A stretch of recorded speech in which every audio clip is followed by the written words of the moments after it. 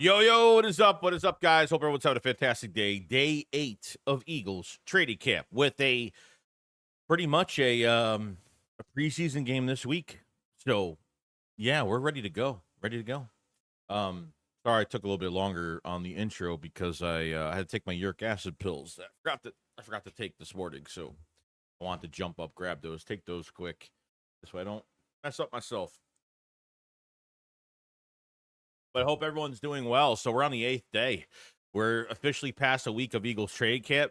I don't think anything is set in stone with whatever's going on with some of the answers that we're getting from camp, things like that. And hopefully we'll find out more things in the coming days.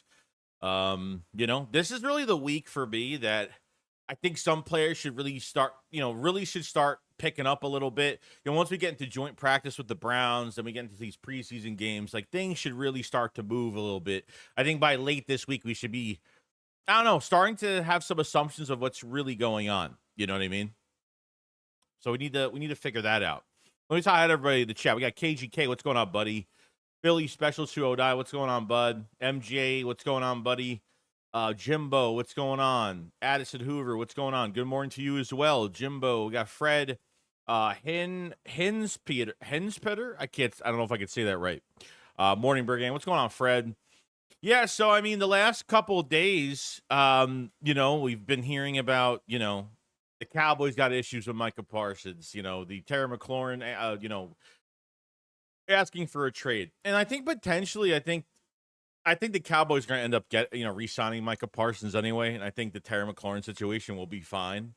You have to scare your front office a little bit that you're going to leave, and you kind of have to keep them on their toes a little bit. So this is like the only way for them to do that, and you don't want to play on a fifth-year option with Micah Parsons, and you get hurt. You're pretty much fucked out of another deal. And with Terry McLaurin's situation, like, he deserves to get paid, but probably not in the way that the Washington Commanders are not in the right position right now to pay a 30-year-old receiver $30+ million a year. You know what I mean? It makes me laugh because Washington was like, Diana Rossini put out a tweet saying, oh, well, Washington, doesn't think they're in that type of money when it comes to Terry McLaurin's age, and age has a big factor. It's like, bro, you got the oldest roster of the league. You paid Bobby Wagner like $10 million for 1 year. You brought in Deebo Samuel, and it was like $20 to $22 million when he first got here. I mean, what are you doing? What are you doing, man? So appreciate Spider Sense. What's going on, man? Ellie Patotsky, what's going on, buddy? Good try. Yeah, I tried. Hinspeter? I'm trying to say it right. So I apologize. Spider says, I think Ringo going to get better. He's only 23. Yeah, of course. He's going to get better. I want him to win this job, because I don't think they even, honestly, like, I think, here's my opinion. I think Adoree Jackson is literally just brought in here to be that motivational role. I don't think Adoree Jackson is actually liked in this building. I mean, they like him, but as a person, but as a player, I don't think Fangio really cares about him that much. I think he's literally going to be in that Devin White role where he's going to like motivate Ringo. He's going to push Ringo. And I think at the end of the day, they could slice Adoree Jackson off this roster, to be honest with you. What's going on, Aiden O'Connor? What's going on, buddy? Almost sounds like more German. It's a long I. Oh, okay. Appreciate so much, Fred. It means a lot. You know that. Ringo going to get every chance. Yeah. Joseph said, yo, what up, Joey? I watch you regularly. Coop to safety after this year and McWilliams to the slot. The problem I have, and appreciate you watching, by the way, Joseph. The problem I have right now is that Mac McWilliams, I think, is pushing for that inside corner spot. This way, they've played Cooper DeJean at both safety spots so far, and I think they entirely want to put him there at some point or move him around the field a little bit more this year. But you have a quad injury with Mac McWilliams right now, so you have a corner that's hurt. I mean, you have some key secondary guys that are hurt right now, unfortunately. And that's been, that's the problem.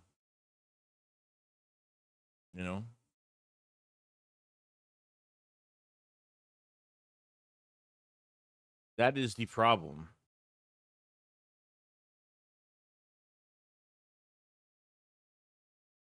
Let's see. If we get rid of Jackson, who do we replace him with? I don't know. That's what I'm saying. Like, if they plan on getting rid of Adoree Jackson at the end of the year and they feel like, I mean, maybe out of desperation, they're going to have to keep him. They might have to keep him out of desperation. If Ringo wins the job, they might just keep him out of desperation. But, I mean, Asante Samuel Jr. is the only free agent that's out there. And I don't see the Eagles going out there and trading for a cornerback. I just don't see it happening. What's going on, Tanner? Fred says Coop is just too good at the nickel to move him outside, especially when some of the league's best receivers are lying up there. Yeah, and that's a problem too. Okay, it's a lose-lose situation. So if nobody wins this job at cornerback, moving Cooper DeJean is just going to move. Offenses are just going to move that number one receiver inside. We're back to square one, like we were with Nate Gary and some of the other guys we had.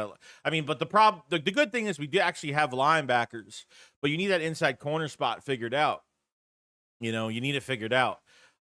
If DeJean is going to move somewhere, you need to shore that up, you know, and he's got more value on the inside. I agree with you, Fred. He's got more value on the inside. He could actually cover the flat and do some things from the inside because of just the versatility and the athletic ability that he has. Like, he's just, you know, putting him on the outside as a number two, being concentrate on one guy, one wide receiver the entire game. It's going to pull this defense back. This defense going to have more of a weakness than it already has right now. You know, Johnny Yee says we still need a corner, Joey. Yeah. As of right now, it's not set in stone. But you know, he got beat. I mean, the other day. I mean, let me open my notes so I don't mess up anything here because I want to kind of go through the notes from week 7 of practice. I mean, Kelee Ringo got beat by Elijah Cooks on a slant touchdown. Then he gets beat. He got beat the week before, I think, by Darius Cooper. He got beat. Got beat by Elijah Cooks. Got beat by Darius Cooper. Jahan Dotson beat him. It was a PI call. I mean, the only good thing I hear about Ringo realistically is he's always close in coverage. He's always pretty close. Like, he's not like getting beat by 15 yards. So something is there. But you know, if you're literally getting if you're getting PI calls at the end of plays, you're not, as a cornerback, you're not putting your head around to see where the ball is coming. You're panicking. You're panicking right at the end of a play like that. And that caused them a PI on A.J. Brown, a PI the other day on Jahan Dotson. I mean, you know what I mean? He's a 4th-round pick, guys. Like, that's what I'm saying. He's a 4th-round pick. It's not like he's a 3rd, or if he's a 3rd, I'd give him more of a role-playing, you know, cornerback of this. You know what I mean? 3rd to 5th-round picks are role players. 6th, 7th-round picks are like, you're either going to find a gem or you're not. You know, your 1st and 2nd-round picks should be on the field, but he's a 4th-rounder. Like, how much – I can't be mad at Ringo for, like, if he can't do it to his full ability. You know what I mean? The Eagles had – you know, the Eagles had sorry about that. The Eagles took the shortcut, man. They did. They took a big shortcut. They let Slay walk. They let Isaiah Rodgers walk. I mean, for me, I felt like I thought they were getting a comp pick for Rodgers, and they weren't getting the comp pick for Rodgers, which kind of makes me more angry at the situation. Like, they got rid of Chauncey Gardner-Johnson, which made that a big need of the offseason. I don't know why they got rid of him. Like, there's just a couple things that are questionable. Getting rid of Chauncey fucked up almost everything. It screwed up everything. I think it messed inside. I mean, it went inside their game plan for the draft a little bit. I mean, I just think it didn't really help any other situation when it came to the cornerback spot. You know?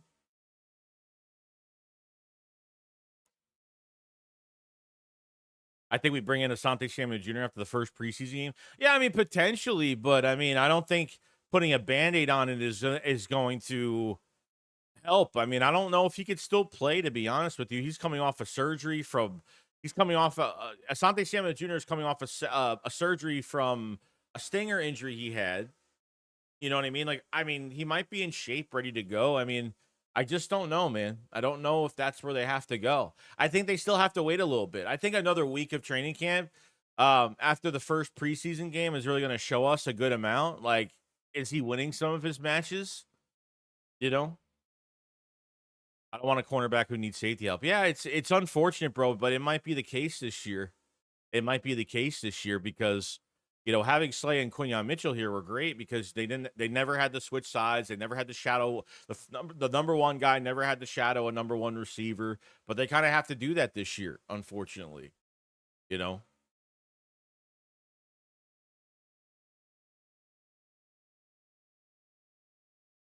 What's up, Daniel? What's going on, buddy? Jimbo said, I can't wait for the book to come out so we can have an idea of what the fuck happened with Chauncey. Yeah, I don't know. I don't know, man. I mean, it's so good. That whole thing is so confusing. Like it's, treating rookies in a bad way. I mean, even like little things that the coaches had to jump in and, he was very, from what it seems like the Eagles were just like pissed off at how competitive and maybe his aggressiveness during practice and during games. And I don't know, man. It's such a weird time, you know? Jokes, I'm pretty sure they let Chauncey walk because he got into it with Jason Kelsey at the parade because of the Taylor Swift shirt he was wearing at the parade. I was there front row and witnessed this occur. Oh, I don't know if I don't know.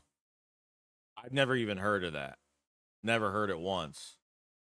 I think a lot more people would have seen that. And if it was seen, I think it would have been reported multiple times. But Jason Kelsey really has no fucking say in all this because he wanted his brother to win this fucking game regardless.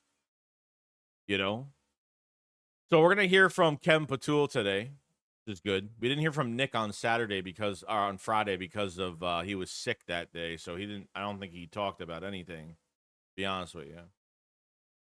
Alex, I don't think the Eagles drafted Coop to play nickel. He was supposed to play outside, but he's just so great at nickel, threw everything off too. No, I think it was a good move. I mean, you already had Slay and Quinyon in the building. Throwing him on the inside was great. I mean, DeJean is a first-round talent. Should have been a first-round pick, but you had 14, 13 offensive players taken off the board the first 14 consecutive picks. It just helped the Eagles move up and get him so much easily, Chuck said, what moves are you projecting they make with the abundance of draft picks we have next year? Too early to say. For next year, I mean, realistically, I think tight end's going to be a big one because you have nobody extended. You have nobody extended tight end wise for next year. I think tight end is going to be a big one. I got a feeling that potentially they could re-sign one of these edge rushers that has the 1-year deal, whether it's Uche or Azeez Ojulari. I don't know, maybe. You have to get ready for that Jalen Carter contract. You have to get ready for that Nolan Smith contract. And down the road, you got to get ready for Quinyon Mitchell, DeJean, those contracts down the road as well. But for next year, I think tight end is definitely high on the list. Wide receiver 3 is high on the list because no more Jahan Dotson. And to be honest with you, I don't know if they have anybody that's on the back end right now that can really come in and be a difference maker. But I do like Elijah Cooks right now, wide receiver. Terrace Marshall just can't get out of his own way when it comes to injuries, unfortunately. So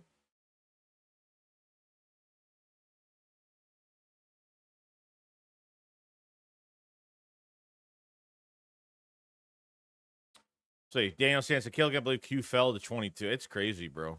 Crazy shit. Go on, Crowley.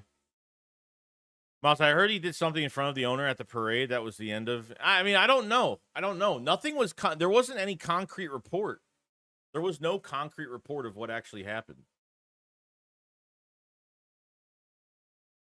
Tight end, corner, running back, wide receiver. Yeah, running back potentially. I mean, running back probably not, dude, because I mean, they could add a fucking running back at a cheap price of like a backup veteran or something like that. They can always add somebody else. I don't think running back is huge on our list. Will Shipley's still going to be here. Saquon's still here. Tight end is definitely one, in wide receiver depth. Yeah, I think you're in the ball game with that. So, Tony Sabarian, it's not about the losses, it's about the replacements, and I don't like them. Yeah, I don't either. Not saying that, it's just nothing's really set in stone right now with some of these guys when it comes to competition. So, I mean, yesterday it was good news from Tyler Steen at right guard. He laid out Jalen Carter on the ground the other day. And that's the first name that Jeff Stoughton has said about the offensive line. It's been Tyler Steen. I think Matt Pryor has been a I think Matt Pryor has been the number 2 right guard. Actually, you don't really have a lot of natural guards on this team right now. Tyler Steen is the closest thing to a natural guard than really anybody else you have on the line. Teagan is going to be the third team center. Kennard, Darian Kennard has been playing guard, but I'm not sure if he's really been getting the coaching staff too excited. So we'll see. Guys, let's just say if CJ didn't do anything wrong, he would still be here. He had to have done so. Yeah, I think he did. Yeah. I think there was something the coaches didn't like. I don't think this was purely a cap savings move. No. I think there's more to it than that. Makes no sense. I mean, that's why it was so surprising to us that he would be gone. I really don't know. Maybe some coaches were fed up with some of his off-field antics, or I don't know, man. There's like little things. There's little things that they could have been pissed off about. Billy Gridiron says, have we drafted Lane's torch yet? Yes. Miles Hinton is going to be the next right tackle for this team. Miles Hinton, the 6th-round pick from Michigan, is going to be the next right tackle for this team. I guarantee you he will be. I would love to put him at guard. I don't know if they've done that like they do with Mekhi Becton, but Miles Hinton reminds me a lot like Jason Peters. I think Miles Hinton will be the next right tackle for the future. I really do. I would like him to play this year. Maybe put him at guard, see what he could do. I would like for him to play. This way, he's got a way big head start, especially on the right side of the line. Going forward. So I think that's going to be our replacement, and I think that's how the Eagles are looking at it right now.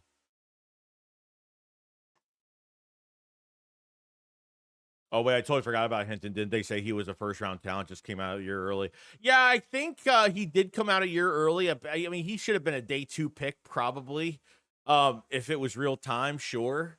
Could have been maybe a late first-round pick. I'm not going to jump the gun and say he was a first-round pick, but, Nate says, I hope one of these corners start to jump out a little bit in the preseason, but I can also see Howie trading for one before the season starts. Yeah, 100%. Nothing set in stone with Ringo and Adoree Jackson at this quarter spot right now. So Adoree Jackson has started 4 times that first corner. Like even like I didn't hear nothing from Adoree Jackson last time they practiced. Nothing. Kelee Ringo was really the bad news of the day. Kelee Ringo got beat by Darius Cooper, beat by Elijah Cooks, beat by Jahat Dotson. I mean, just hasn't had a good day. Dines this up, Joey. Only 4 days away till preseason. Can't wait to see Makuba. Yeah, same here, man. Yeah, Makuba's at a light practice. We're gonna find out, man. If he doesn't practice today or tomorrow, I'm not sure if he's even gonna be eligible to even play in this first fucking game. I'm hoping so. So he did some individual work by himself the other day, which is pretty good. That's really good. Missed a couple practices, but he's doing some individual work on his own. He's not hitting or doing anything of that. But it's a good sign, good direction for Makuba, You know what I mean? I don't want to band-aid these safety and cornerback position. I really don't. If they had to go out and get a Justin Simmons, or they have to go get a Chauncey Gardner, if they have to go get a Asante Samuel Jr., then that's not a good sign. Jay Magic Kenobi says, imagine Eli Ricks getting the start regular season over Ringo and Jackson. That'd be interesting. Yeah, I mean, Eli Ricks, like, he hasn't really played a lot since 23. That's when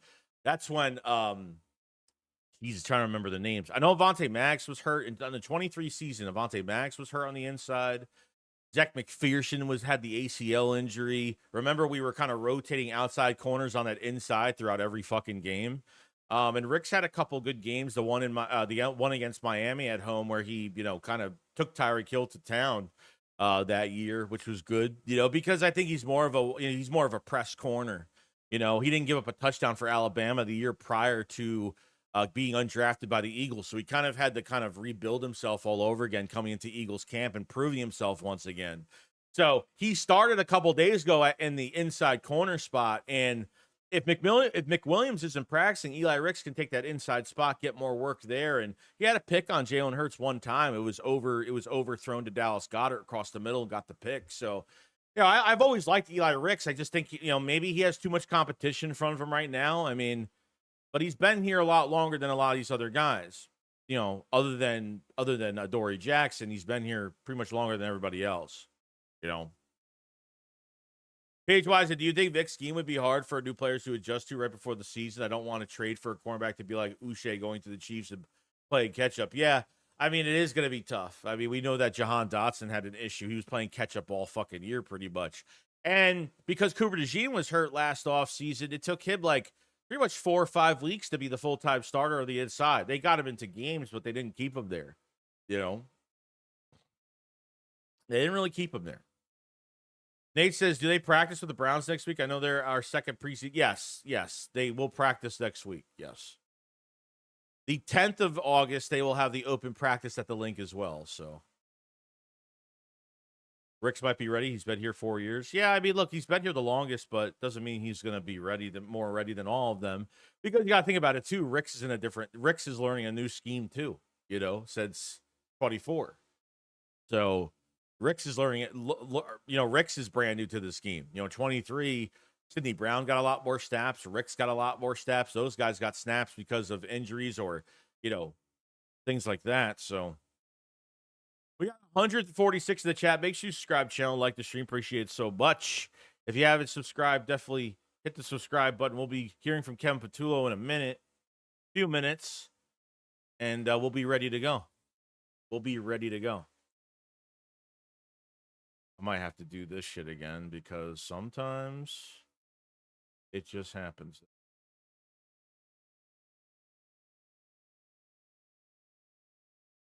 It just happens that way.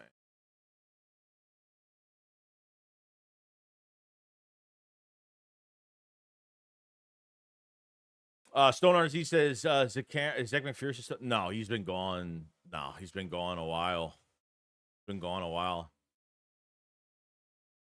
Yeah, he was another one that was supposed to be he was playing outside. Then they put him on the inside. They were doing some things with him, but unfortunately, guy just couldn't get off injuries, so they ended up letting him go. Unfortunately, there.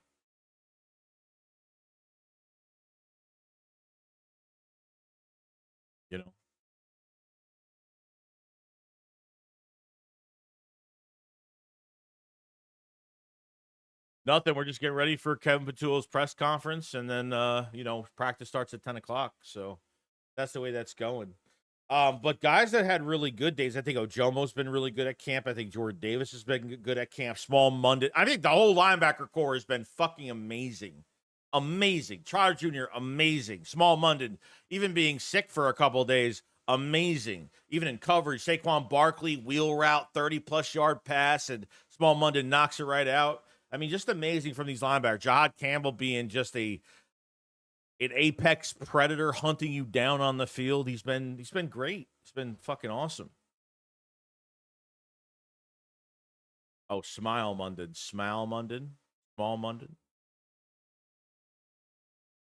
Yeah, I think Q's been really good. Him and AJ been going back and forth. The only thing that Q needs, realistically, he just needs to go against AJ Brown every day. That's it. That's all he needs to do, really. DeJean's been fine. They actually put him for the first time. They actually put him in Reed Blankenship's safety spot a couple of days ago. So they actually put him in that safety spot too. So I haven't heard anything bad about Reed. No, I was expecting to hear a little more about it. Yeah, nothing on APR yet. Nothing on Antoine Powell Ryland Jr. yet from Virginia Tech. Nothing. Joshua Uche had 2 sacks, 1 practice. Azeez Ojulari had a tackle, 1 practice. So we're not hearing a whole bunch from our edge rushers. And even Vic Fangio did say that, no one's really has been soaring in this edge rushing competition too much. But they will. Somebody will be soaring pretty quick in the next week when we have the joint practices and once we have some preseason games. It's Joshua Uche. Remember, Lane Johnson was like, watch out for Joshua Uche,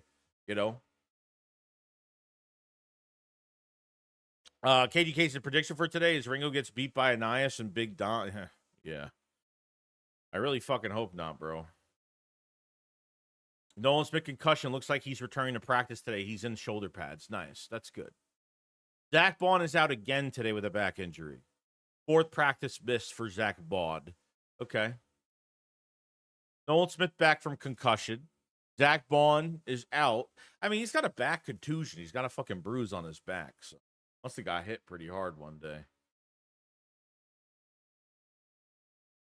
Please say, yo, Joe, everything all good with last night? Yeah, so I wasn't feeling good at all yesterday. I felt really weak yesterday. I don't know what happened yesterday. I was out for a while and then I felt like shit, and then I had to lay down. And by the time I laid down by 4 or 5 o'clock, I really couldn't even make the shakedown last night. I don't know what the fuck happened with me last night.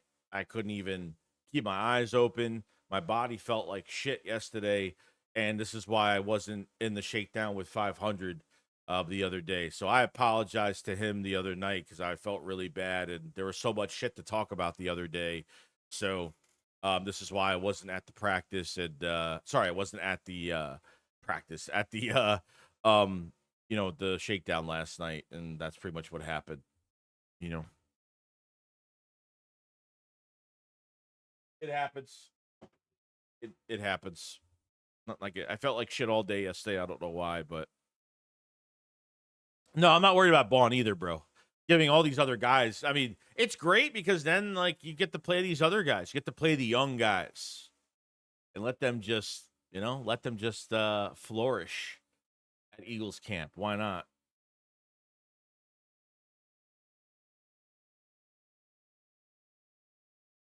Yeah, I don't know. Something must be going around. I don't know. Then I woke up today and I was fine. You know, I think it was just one of those days. Yeah, I felt horrible the other day. Horrible. I felt all day. Just been kind of crazy.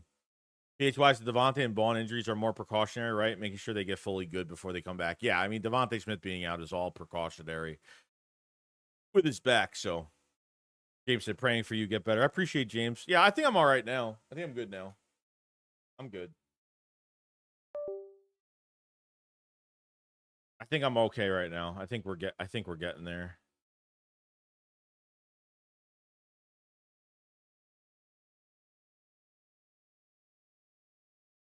Let's see.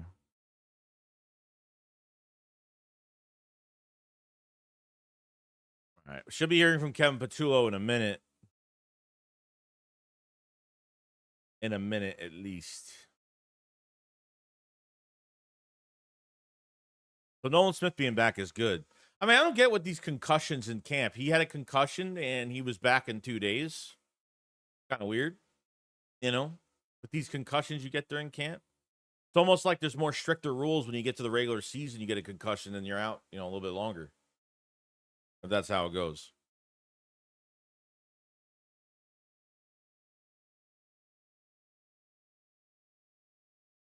I got to do some yard work after practice today. I got to do some yard work in the back. I just looked at a whole bunch. I went to Home Depot. I looked at a bunch of Halloween. I was Halloween animatronic hunting the other day, all day. So it's one of my pet. It's one of my obsessions. So yeah, maybe I guess so. Would you trade for Micah? No, no. You want to help the Cowboys out? Give them a bunch of picks? It makes no sense, dude. Anybody talking about this? It makes no fucking sense. Anybody talking about this? It's just clickbaiting at this point. Like, there's no point. There's no point. I mean, it's only that way. If he's coming to the Eagles, it just makes no fucking sense. I don't get the whole thing with that, especially with the TJ Watt thing this offseason. Like everybody was talking about that. I don't get it. I don't get it. Yeah, in the actual season, you need to be cleared by league doctors. Yeah. I guess it is more strict than the regular season. What I'm taking from it. All right, here we go. Got some news. Kevin Patullo says Kevin Patullo says the benefit of practice is that he doesn't coordinate with Fangio on what each is calling. The result is the player are forced to problem solve on the fly since the called play rarely matches the defense they are facing. That makes a lot of sense. Yeah, it makes it more real. It makes it more realistic. It makes them more. They're aware. The players' awareness is a lot better, and that's a test to the players on their awareness and not knowing what the defense is calling. Of course, you're not going to tell the other coach what you're calling, and kind of make it a successful day for one side. So that's pretty good.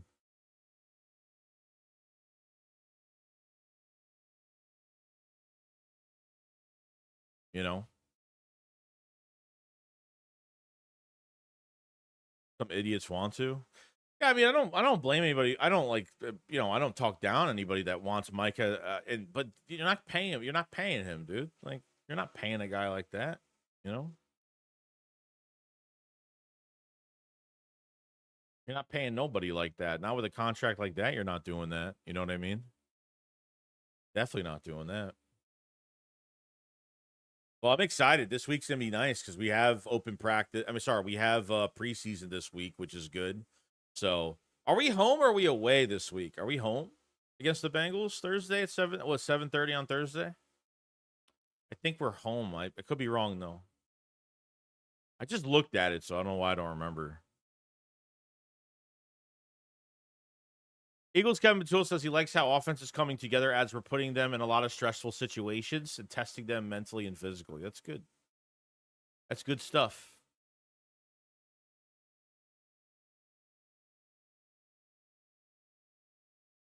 Good stuff.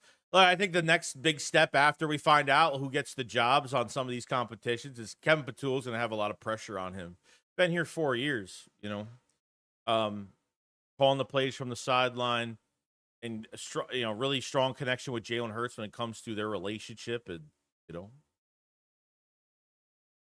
See, James said the Eagles already will have a tough time signing the talent they have. Trading for Micah Parsons makes it even tougher. Yeah, stupid. Makes no sense. I'm glad that they're in midseason form. That the Cowboys are in midseason form right now, having issues. Washington's having issues. The Eagles are just having issues with regular stuff that's normal in camp. These teams are having fucking holdouts right now. Now, whatever Micah Parsons doing right now, I think he should sit out. If he doesn't get paid, he should sit out. Yeah, I mean, no franchise takes their best player of their whole entire team right now and puts them with no extension on their before even entering training camp on your 5th-year option. This fucking deal should have been done. You know, but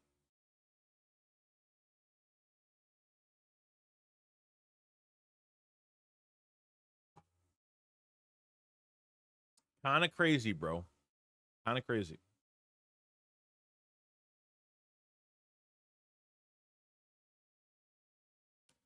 But the Jim said hard pass on Micah. It's a year away. But it's just thinking about it with how he could do with all of our picks next year is exciting. Yeah, they got 13 picks. Potentially they could use some if they feel like they need to before the season starts. I think the Eagles gave up how much for Jahan? They gave up a third and like 2/7 for Deshaun. I think they ended up getting a 5th-round pick back from Washington. The Eagles gave up a third and 2/7 for Jahan Dotson. I think that's how that whole thing kind of went. You know. Tony Sabarian says, I liked our pillars on the defense. The main 4 of Carter, Q, Coop, and hopefully Jihad all fell in the draft. They really did. And Jihad Campbell is looking just amazing. I know a lot of people are having issues with on his aggressiveness during camp, where he most likely got Ben Van Simmeren hurt. He kind of knocked over Giles Jackson when he was blocking somebody. I mean, what is he supposed to do? I mean, he's fighting for a job. I mean, and from what the sounds of it, even with Vic Fangio saying this is when they drafted Jihad Campbell, did you see Vic Fangio in that war room? Like he had a fucking smile on his face so wide, and just like I forgot how he said to him in the war room. He's like, "We got your guy," or "We have your guy. We got your guy in the draft," or something like that. So they know he's going to be a generational player, and he's going to be a generational player. Now, I predict Johnny Wilson or Nia Smith gets demoted to practice squad. One of the depth guys make the 53. I mean, Elijah Cooks is going to make the 53. From right now, he's been the most fucking. Even that catch he couldn't get in the corner of the end zone from Tanner McKee. I mean, he almost had it and he dropped it. I mean, the effort's there, and he's making every fucking catch. Elijah Cooks has been really killing it in this camp out of nowhere. Really since day one. He hasn't really had a bad day during this camp, like at all. You know? Big DC hit the like button. Appreciate it, man. No bad day for me. I don't think so. It's been pretty good. Yeah, you're right. Cooks has been turning heads all camp. Yeah. I mean, what's his face has been, you know. Why am I always forgetting his name? Before he got hurt with the leg injury, he was kind of being big on training camp, you know, early in camp, but that injury kind of fucked everything up. Terrace Marshall, you know, it's another one that's been like he's only been Terrace Marshall's only been injured. He's only been healthy one season, 24 with the Raiders. That's not a 1-year deal over there. That's it. You know. All right, what's going on with this, bro?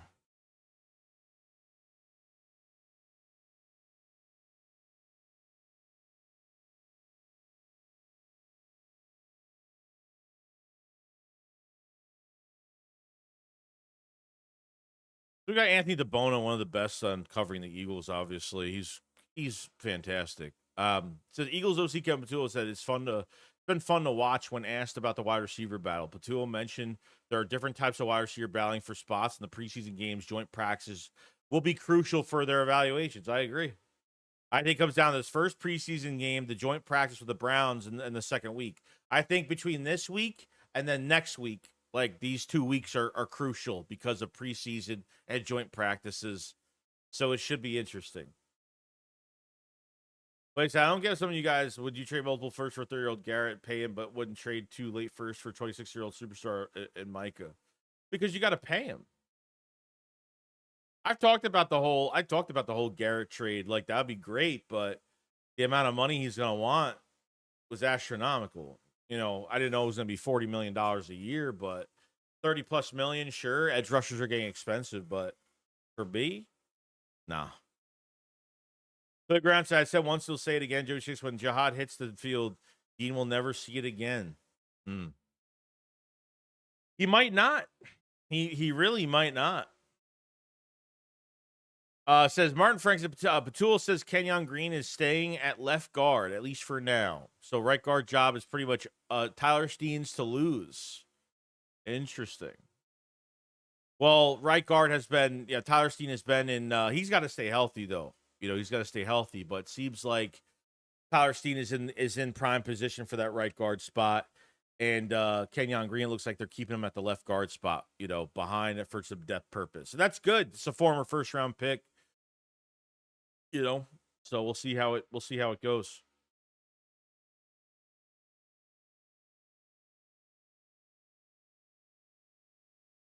With all the draft capital we have, I'm excited about what the roster will be for the next 4 years. Don't waste it on Micah. No, that's just stupid. That's if they made that trade, I'd be really upset. I'd be really upset. Yeah, they would have had to pay Garrett, and obviously getting $40 million a year. You know, he was bitching. Garrett was bitching about not winning anything with Cleveland. That, you know, I'm done with Cleveland. It looks like they're not going to, like, all this shit that he talked at the press conference. He was literally at Brown's press conference, I think, before when the trade rumors started coming out with him. And then as soon as he gets paid, I bet he doesn't really care anymore now. I mean, $40 million a year, he'll say whatever he wants to say in a positive note for the money he's getting.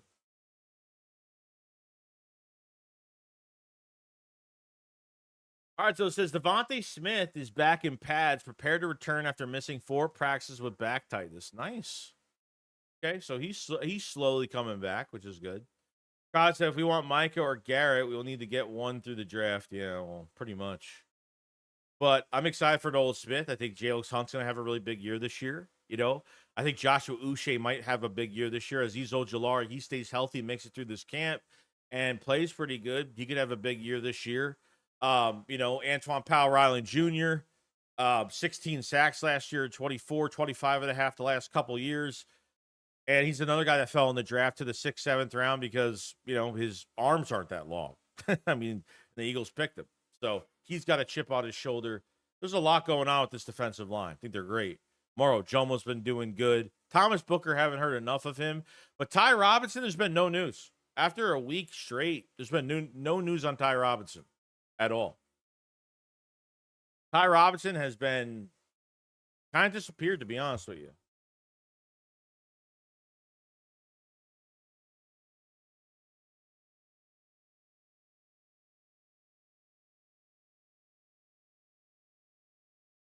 What's going on, Rock? Play says, I don't know. I'm opposite of the prices right now. I jump all over it. Micah and Nolan and Carter with Jihad and Bond. Come on, 3 more Super Bowls easily. Yeah, I'm not on it. They signed Micah, I'll be legit pissed. I'll put a fucking hole in my wall. Stupid move on their part. Stupid move. Yeah, you want to get Super Bowls, bro, but you don't want to fucking choke yourself financially, and that's what you're gonna do. Signing Micah Parsons is gonna make it hard to sign Jalen Carter, Nolan Smith, Quinyon Mitchell, Cooper DeJean. These contracts down the road are gonna make it much. It's gonna make it much harder. It's gonna make it way, way harder than what it is. You know, it's not gonna be easy. But nice that Nolan Smith is back, which is good. So no Mac McWilliams or Ben Van Sermon today. Jesus, they're still out. All right, so running back Montreal Johnson is not practicing today. So Eagles running. He's the undrafted running back from Florida. He's not practicing. That Shunderick Powell kid from Arkansas, that undrafted free agent running back. He's had a pretty decent camp himself. Pretty decent camp.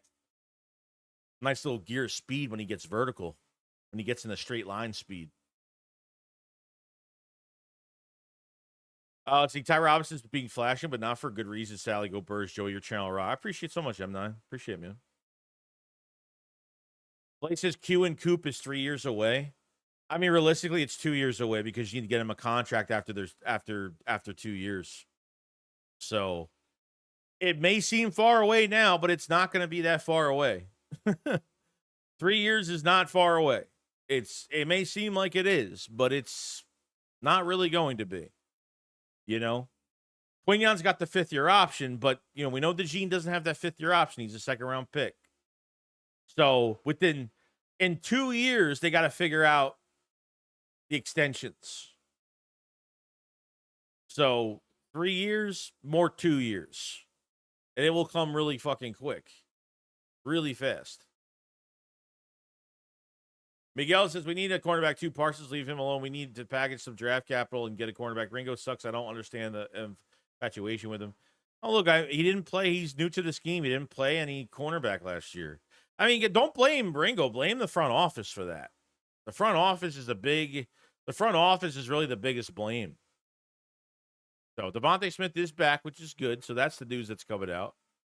So Ben Van Sermon sideline again. Running back Montreal Johnson not practicing today. We're ready to go. The cable plans to Joey, what do you think the Eagles' record is going to be for the season? I mean, realistically, I think 13, 14 wins. I think they're still too good offensively, and I think they have a defense that's going to get a lot of pressure this year. I think the sack numbers will be up this year by a lot because I think Nolan Smith is going to be better. And Jalix Hunt, I think, is really starting to come into his own, and Jordan Davis is in good shape. And I want to see what his pass rush is going to be. I think 13, 14 wins. The cap is going to be like 350, 400, and well, depends on what money is coming off the books for the Eagles this year. You're saving money with Chauncey as well, so you save like $6 million this year, 13.8 next year. So actually, I think you're wrong. You're not saving much from Chauncey this year. I think next year it's 6. The year after it's 13.8. So you're saving some little chunks here and there from the trade. Elaine said, we don't Parsons here, and he's drama and brings. We have so many players to sign. I know. There's way too many players to sign, Elaine. I totally agree. The AJ Barr says Dallas will never trade him with Philly. No, that probably won't happen either. It's probably another reason why shit won't happen. Probably not. All right, no Trevor Keegan today. Also, no Lewis signed. So Trevor Keegan can't get a fucking break. He can't get a break. He was hurt last offseason. He's going to miss time with these little injuries, man. He ain't going to make it. That's why he's the 3rd string fucking center right now. So I know that Jeff Stalin is trying to get 4 centers prepared and ready because they want to make sure that they don't want to take Dickerson out of that left guard spot. You know. The Makuba getting some work in practice for Christian Parker. Parker is the next Stalin. Should be confidence he will get the best possible out of his players. Yeah, agreed. So we need Makuba to play. Makuba has got to play. 100%'s got to play. It's got to happen. Trevor Keegan might not back the team if he can't get on the field. No, probably not. It's Lewis Cine. Yeah. Another big time talent that was drafted early a few years ago, and the Eagles are trying to get some of the skill set out of him.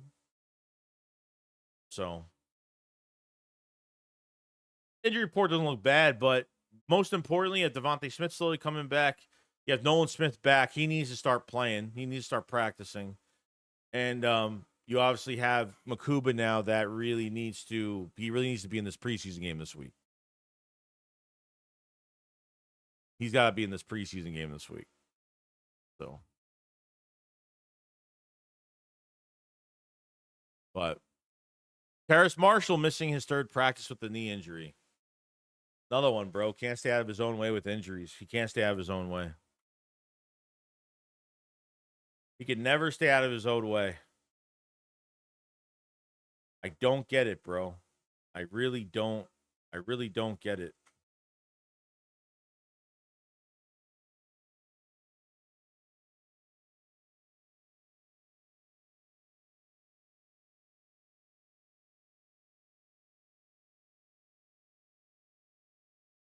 But see, how are we going to cut the injured guys, bring in fresh bodies? Yeah, if certain guys are going to be out for too many times, they'll do an injury settlement probably on the contract.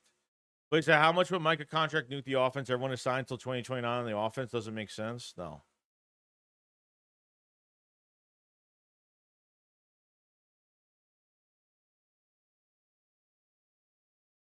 It makes no sense to make that trade regardless. Like, those cap numbers are going to hit.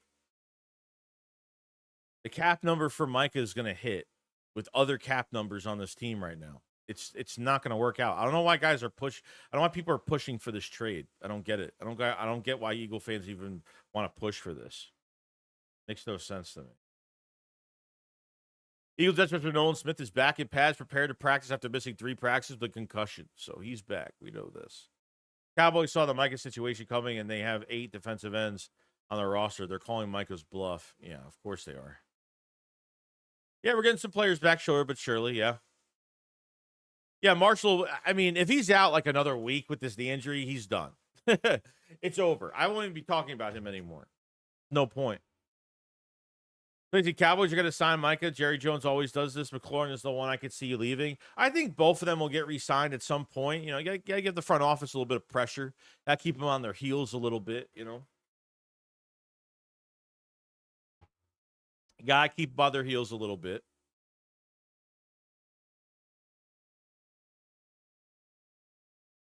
We will see. We will see.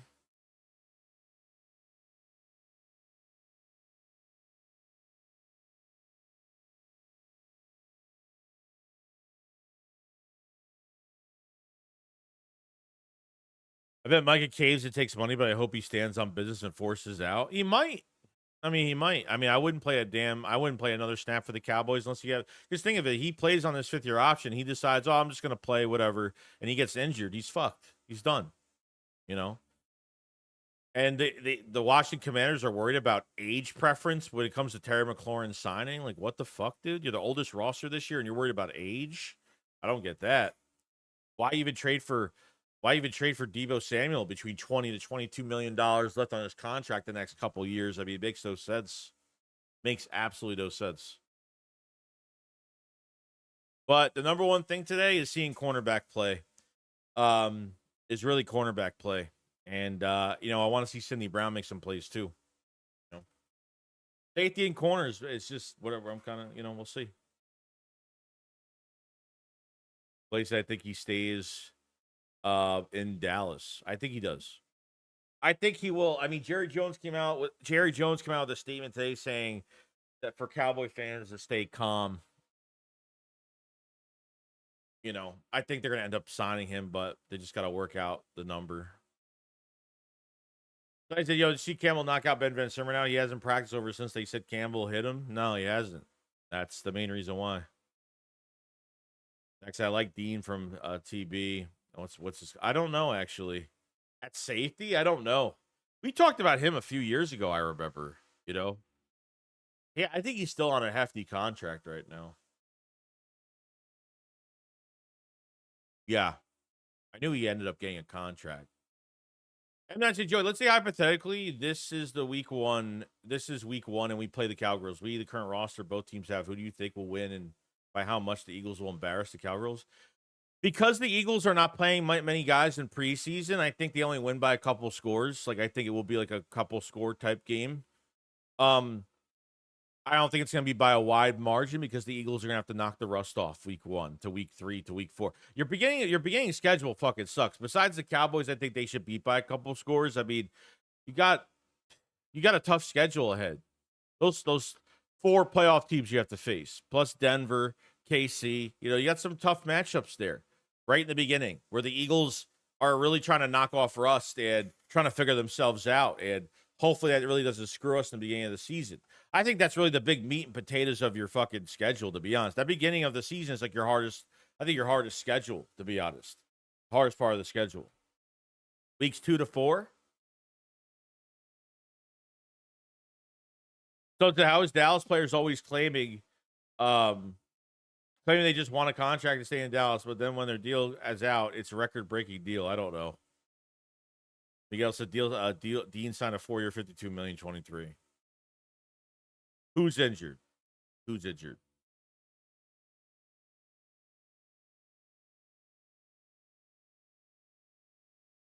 All right. Lewis signed, not practicing today. Andrew Makuba, Devon Smith, Nolan Smith are all returning. Makuba's injury return is key. He needs to be on the field to compete for a starting safety spot. He had been absent since Monday. Yeah, it's true. He's missed a good amount of time. But he's fine. So Makuba is back.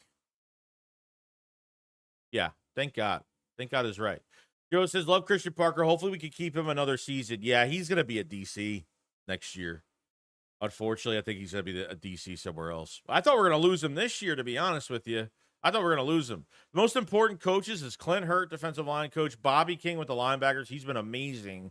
They got to keep Bobby King here as long as they can. Christian Parker's going to be up for a DC job. It's going to happen. Of course, he's worked under Vic Fangio as well, so. Chris says, what up, Shakes? 1 month till it gets real. How we better make sure cornerback and safety is good to go. If not, we better upgrade soon. That is the truth, Chris. That is the truth. They better upgrade it.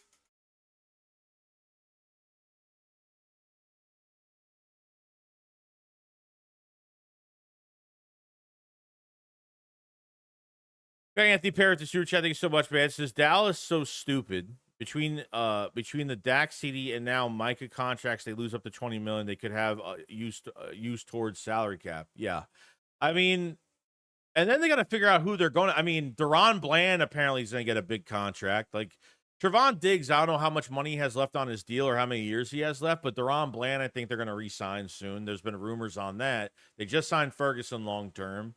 So I don't know. It's going to be interesting. Going to be very interesting. And the other receiver that they have too, like he's only here for 1 year. What if he has a really good year? They're really bad with negotiations on.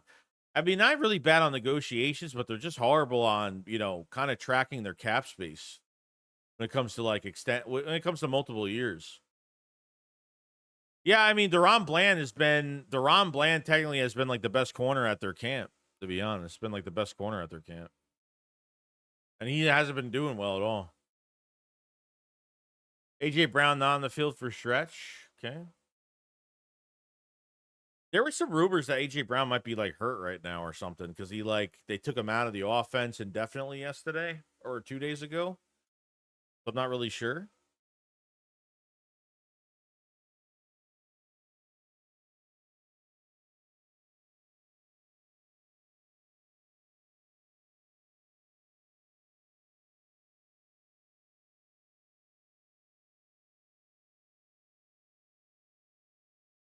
Oh, see, Blaze said, wouldn't surprise me if Adoree wins cornerback 2 spot. I don't even know if that's even good enough, to be honest. I'm not even sure they even have interest in that, to be honest with you. But AJ Brown on field for stretch. Okay. So Washington needs to keep McLaurin. They're trying to continue to develop Daniels. They just need a front load to get a deal, and they have the money to do it. Give themselves an out after a couple of years. Yeah, I'd say nothing more than a 2-year deal, probably. Zach says Washington really screwed up after going after Debo. Should have traded Terry and got younger. They should have traded for DK Metcalf. That would have been like their big move. Like, where's their AJ Brown trade? Like, where is that trade? Because Debo was definitely not it, bro. Was not it. That trade was not it. So Nolan Smith back at practice. AJ Brown not practicing today. Okay, so some other receivers will get. Okay.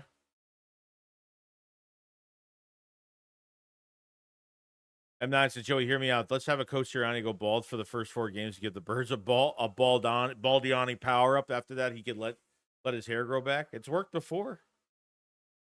Looking rough, cornerback Warriors be way more than safety. That's what I've been saying. I think cornerback has been a big worry. Huge worry. More than safety, because I feel like you have options there. Ned said Ringo will win. He's legit, don't worry. Hopefully. Hope so. Hope so. Dude, why extending a 30-year-old to top buddy when you already have the oldest roster is crazy. They need the draft compensation back after the Tunsil trade.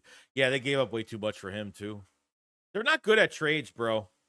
Look, when you have over $90 million in cap space, like, sometimes it works when you sign multiple players to these big deals. You can sign whoever you want.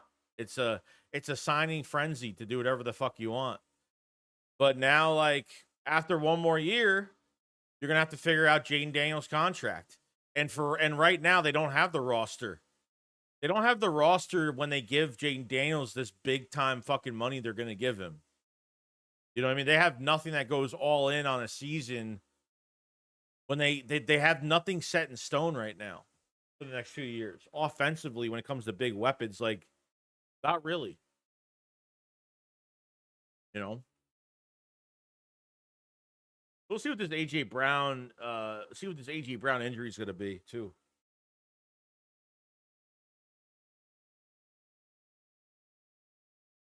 Yeah, they signed DTs to terrible contracts. They signed Bobby Wagner. I mean, as old as he is, like, they gave him like $10 million for 1 year. You know, like 1 season. That's just Ringo can run with anyone and is undersized. He will get there mentally. Look, the one thing I could say for Ringo is that he's been really staying, like, with his speed, he's been staying, you know, he's been close in coverage. He's not he's getting beat by 15 yards every single, you know, route that's being run on him. So, Gilmore, yeah, he's still out there too.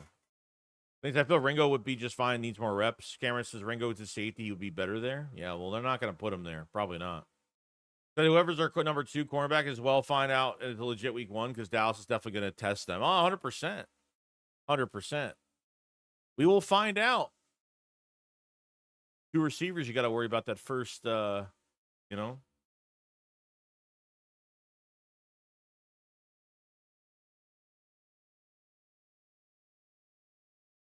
Oh, Terrence, a coincidence. Paris Marshall was up the next bit, but injured his knee, has missed 3 practices. Watch out, Elijah Cooks. Yeah, every receiver that's been hyped up has ended up getting hurt, unfortunately. Danny Gray was having a good camp, got hurt. McLaurin having a good camp, got hurt. Elijah Cooks, next on the list. What's up, Bobby? What's going on, buddy? Perspective, is that bad? Is that a bad thing, though, not hearing about Robinson? Kind of. I mean, I don't know. I mean, if he makes a play, it would be reported or something. I don't know. His physicality would kind of show up on some of these reports. I mean, I haven't heard nothing. You know, I'm hearing what I'm hearing, and that's it. I'm hearing what I'm hearing, and that's it.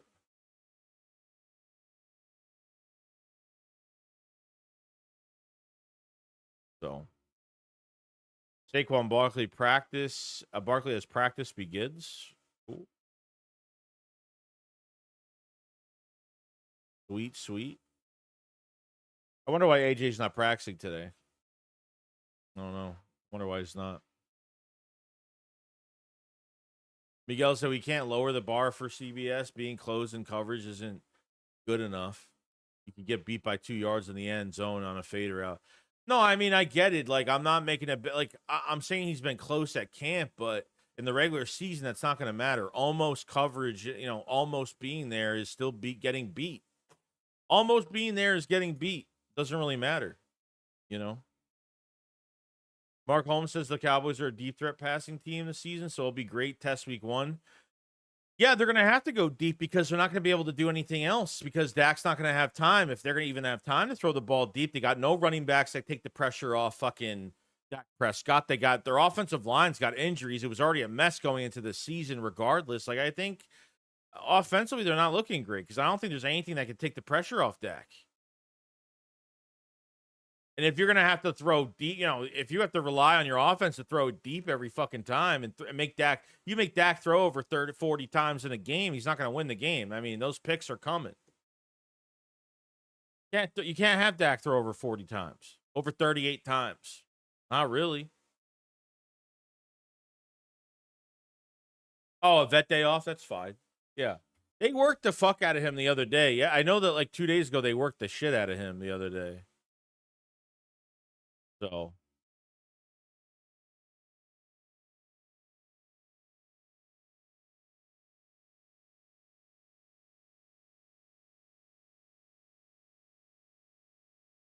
I'm just checking my here's Dallas Goedert going through blocking footwork drill with defensive line coach Clint Hurt. Nice. Nice.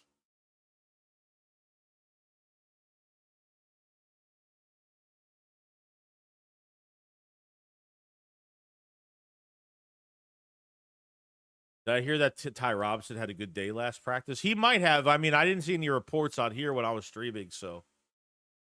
People are saying our chance to lose against Dallas is really high because we have a lot of new pieces on defense.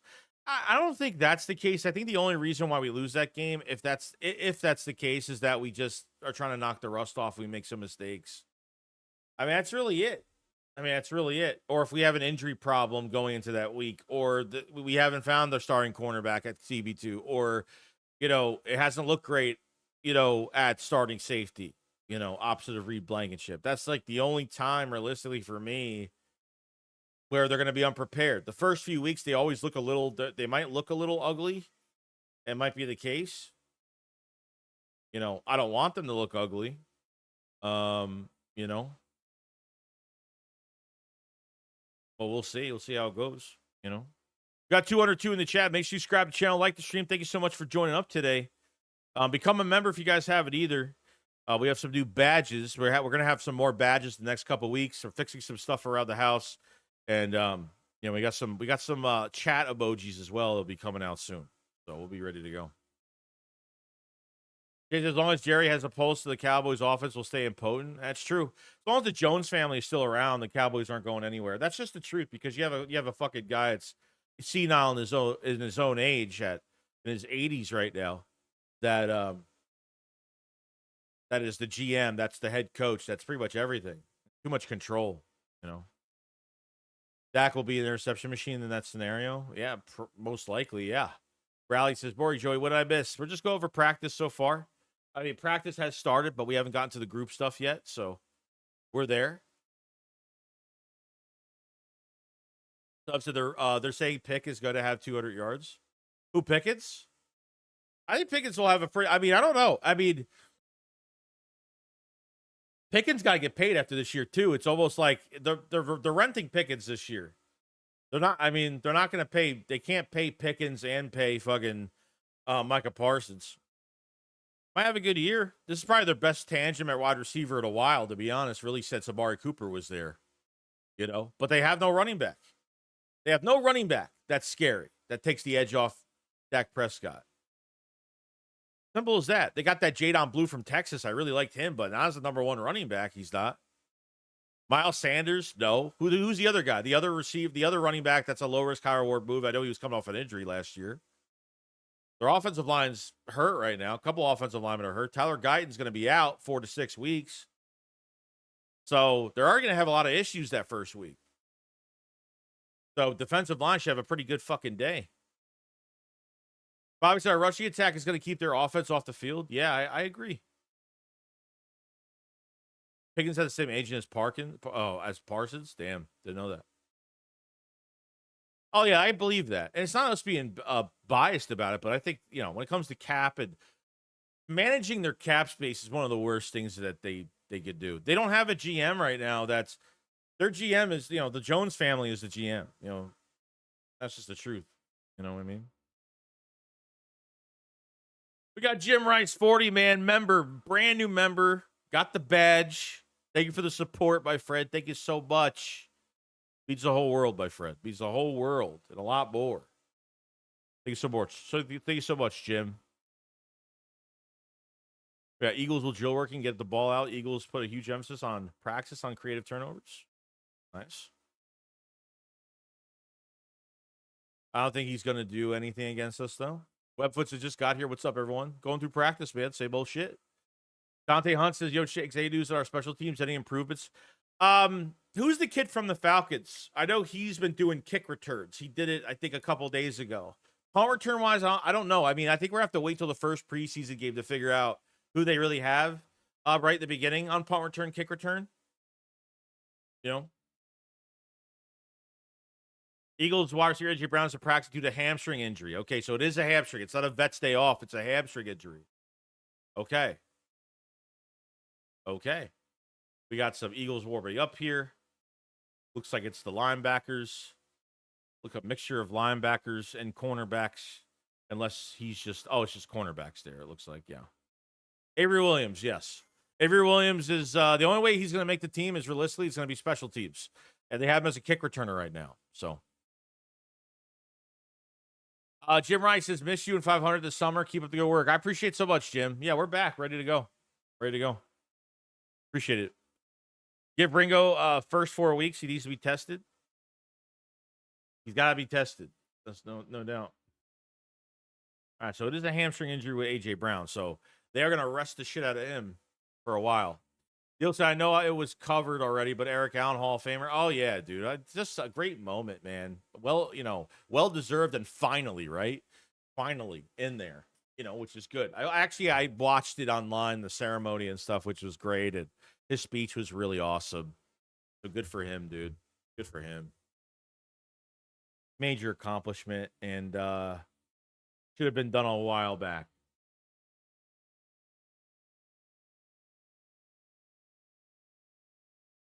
So rookie safety Makuba is still, let's see.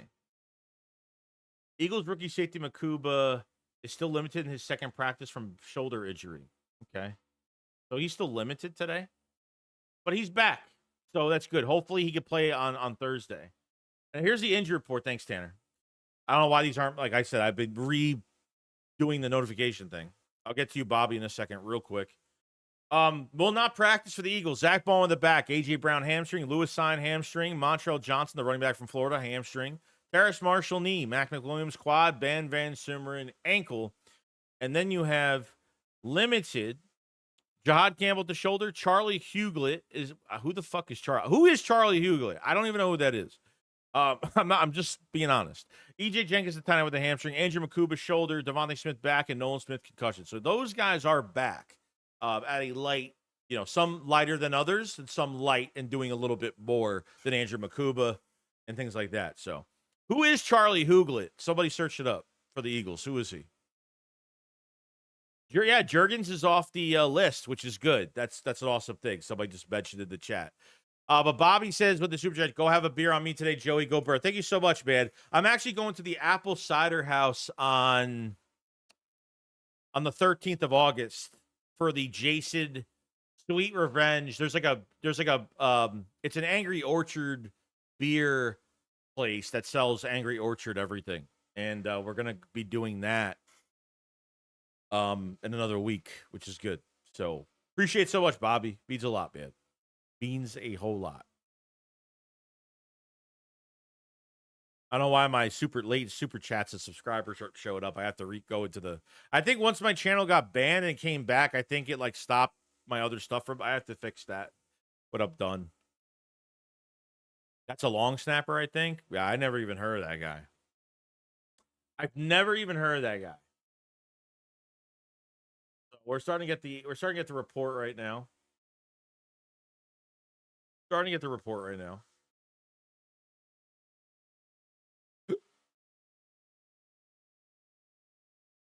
Ball security. Ball security drills.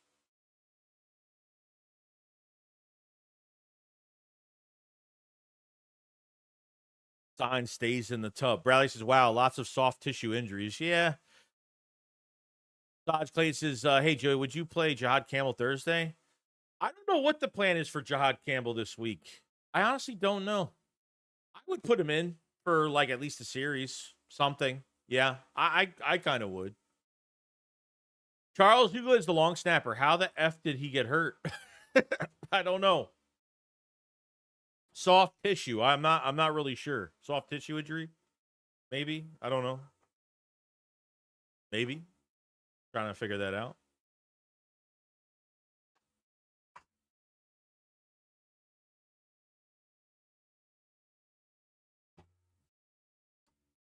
Let's see.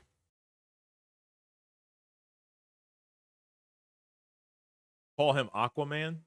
Anthony Perry said Hughley is our new long snapper. Never even heard of that guy. Yeah, no, Nolan Smith is back. He had a concussion a couple practices ago. You haven't heard of Hughley? You're casual. I've never said the name Hughley ever this past offseason, and it shows. Zach says he's a really good long snapper from Cleveland. Oh. I had no fucking idea. I got banned. I got hacked a couple weekends ago. I didn't think I was gonna get my channel back. And the YouTube support team really they worked their asses off to get my channel back, and they did. Thoughts on the cornerback 2 position? I haven't been on your channel in a bit. Well, as of right now, there's nothing set right now. Very empty. Kelee Ringo hasn't really shown much of anything yet. Not really going in a good direction. Adoree Jackson really hasn't shown much yet going in a good direction. And I don't think Fangio has a fucking idea either. So that's where we're at with that cornerback position. Miguel says, won't be ready for week 1 sleeper move. Trevon Diggs won't be ready for week 1 sleeper move. What do you mean?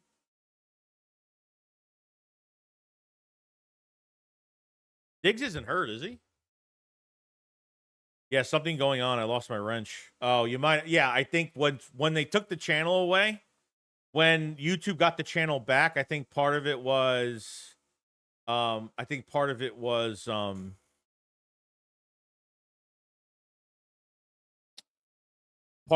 everything got reset. Most likely, everything got reset. So, yeah, AJ's got a hamstring, so gonna let that man rest. Yeah, he had a crazy practice the other day. It was kind of nuts, to be honest. So now the report is coming out on AJ Brown being out. Glad to hear it wouldn't be the same without you. Appreciate it, Neil. Place I thought we would bring Asante Samuel Jr. by now. His neck must be still messed up. No, it's not, dude. It's only been a week of training camp, bro. We have to get through the first preseason game, and they have to get through joint practices. Like they have to get through all of that. There's no way that they have to get through at least another week of training camp. Another like week and a half to 2, at least another 2 weeks. It's too early to tell. I mean, yeah, is Ringo showing anything? Not really. Is Adoree Jackson showing anything? Not really. And Makuba's been hurt the last few practices. They're finally coming back slowly. You know? He'll be ready week 1. Dave, do you think anyone could take Jahan Dotson's job? No. No. Nobody is good enough on Jahan Dotson's level to take his job. No, not at all.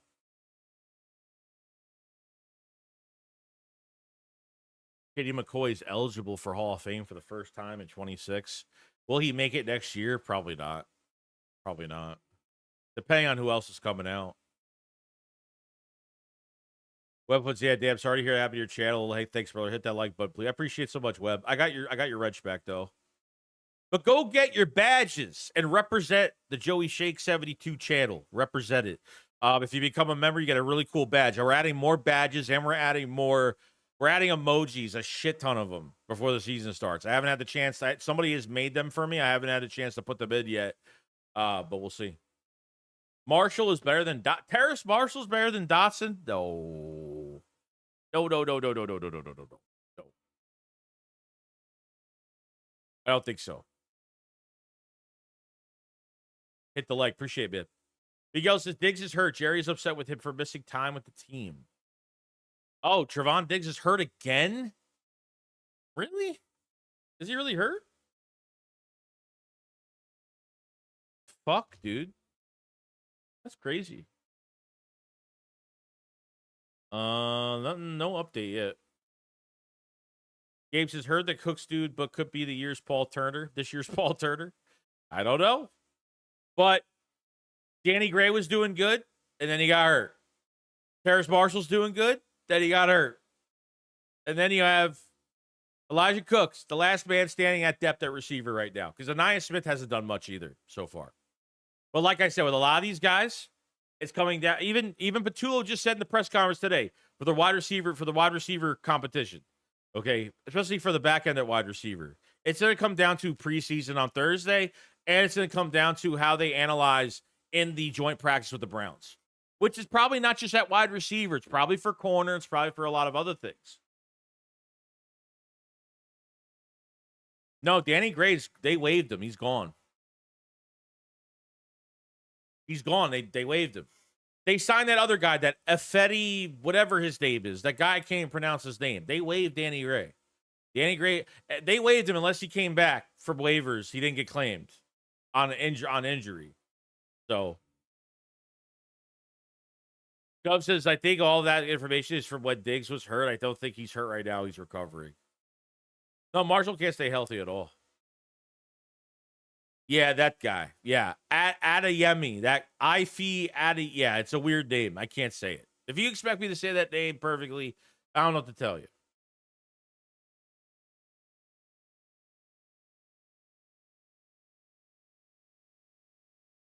So Trevor Keegan is back at Pratt. So Trevor Keegan, why isn't Trevor Keegan on the report?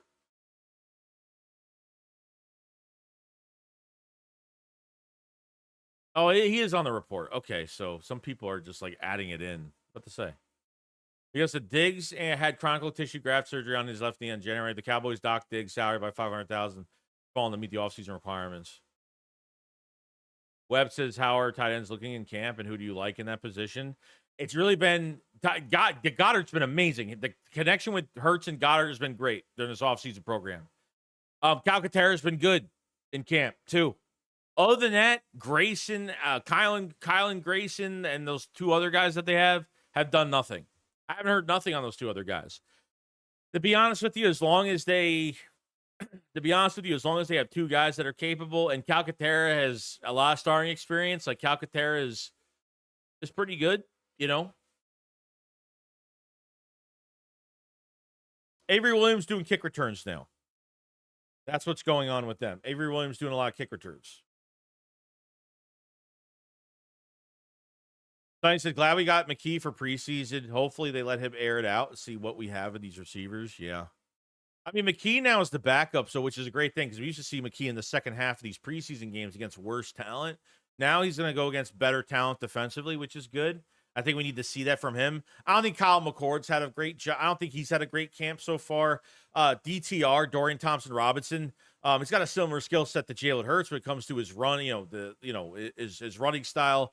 But he's gotten better. He's gotten way better, too. So, by a lot, no, but he's had better practices, sure.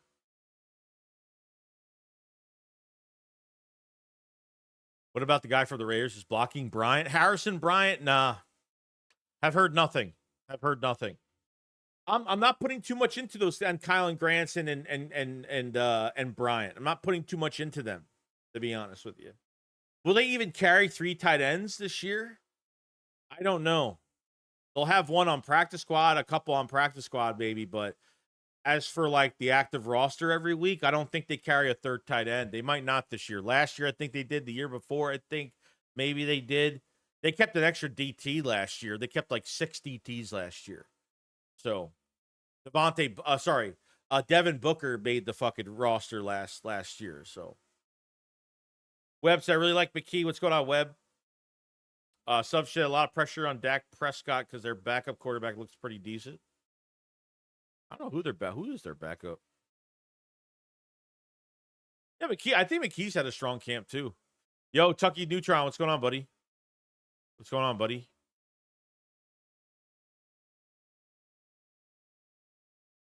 Guys, that the Bucks DT is so big he's not allowed to practice and never lose the weight he was supposed to. Who, Vita Vey? Vita Vey is fucking big, bro. Big. Elijah Cooks is cooking. Honest thoughts on Ringo. He hasn't done much. He hasn't really won a lot of matchups. Simple as that. He needs another couple weeks. It's just not good enough right now. Not good enough. Can't wait for Thursdays. Ready to see the new guys play. Yes, yeah, I'm pretty pumped too. Okay, who's your most hated Eagles beat reporter and your favorite? I don't really even have a favorite. There's a lot of guys that are good, like pretty solid. The one I hate the most is probably Elliott Shore Parks, baby. I don't know. I don't really hate anybody, but like the one I don't go to. I mean, Elliott Shore Parks during the regular season, I don't listen to anything he has to say. During camp, I do because he does report stuff. So it just depends on when you listen to these guys. I don't listen to Elliott Shore Parks during the season, but I don't hate anybody. But you know, Mark said, "Hey Joey, late for the party again. How are you doing?" I'm doing good, Mark, and welcome. Welcome, my friend. Welcome, my friend.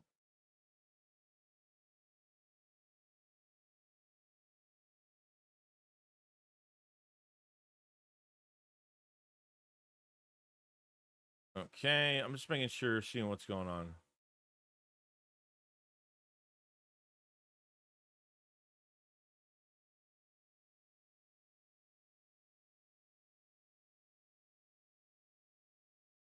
All right. I don't think anything's happened yet. John Millen is one of them, the one I hate the most. That tomato head is super condescending. I do like BLG and Dave Segaro and John Clark. Yeah. It says ESP or Sills by far. Yeah. A lot of fucking hate. I mean, dude, like, if I really want to turn this channel into, like, I'm going to hate things on purpose to get a reaction from people for more viewership, then I would just do it. But I fucking hate doing that shit. I would never do that shit. You know? Webfoot, can we talk about Jordan Davis transformation?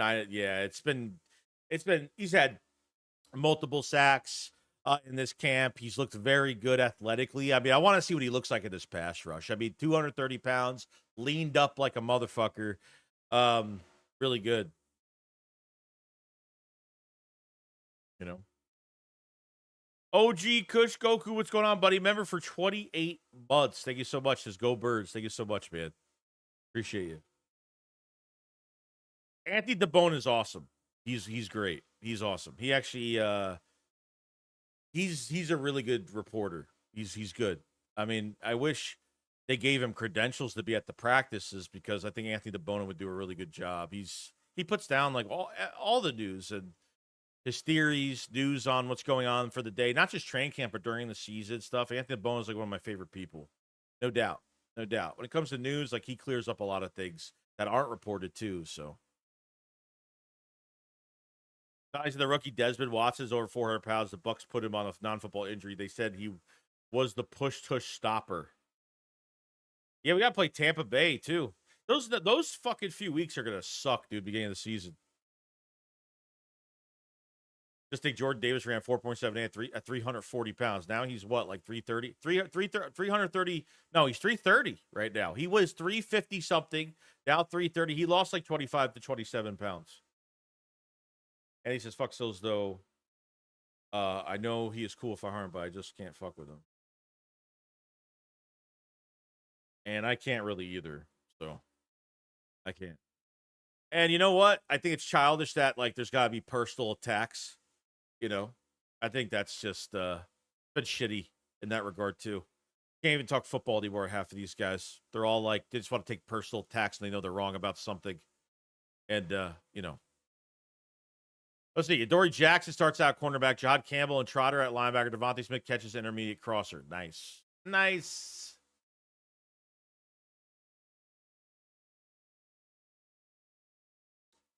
Beautiful, beautiful. Who gets more sacks this year, Jobo or Robinson, then Smith or Hunt? I think Smith will have more sacks than Hunt, and I think Ojomo will have more than Robinson. Ojomo is coming into his Milton Williams role of this defense. Ojomo has been fucking great this camp. Great. No issues. Just great. Great stuff.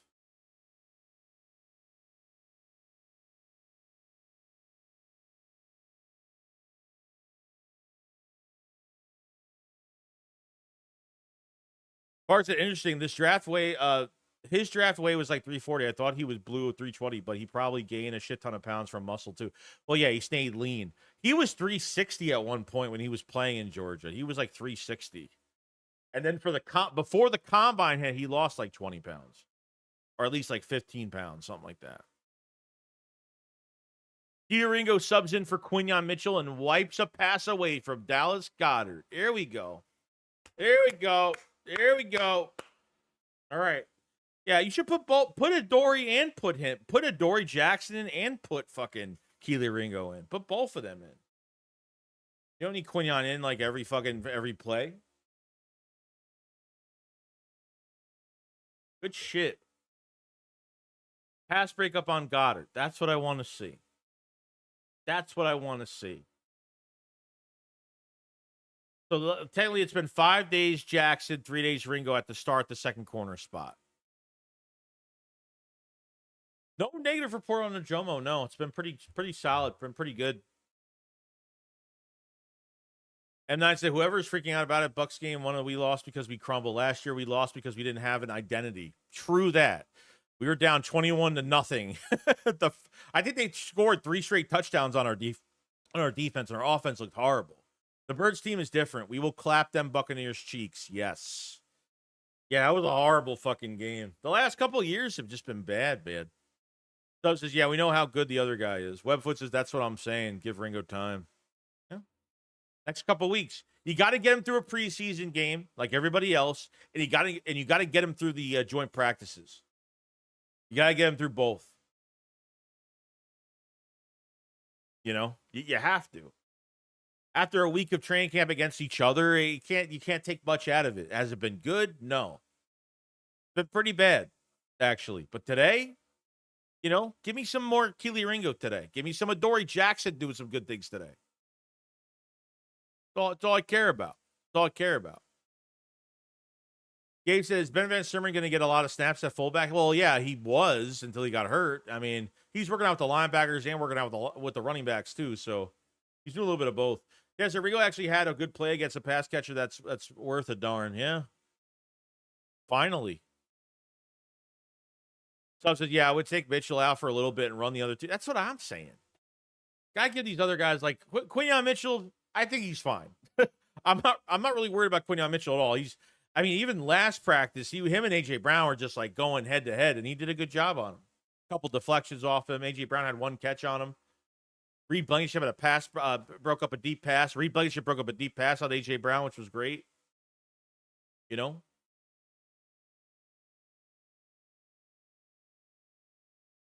That's good, bro. Good stuff.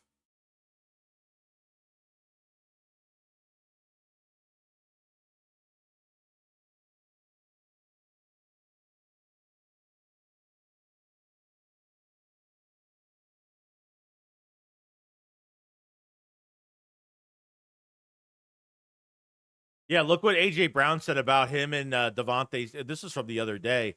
On AJ Brown and Quinyon Mitchell going at it. So there was a report that said like 2 dogs, 1 bone, who wants it more?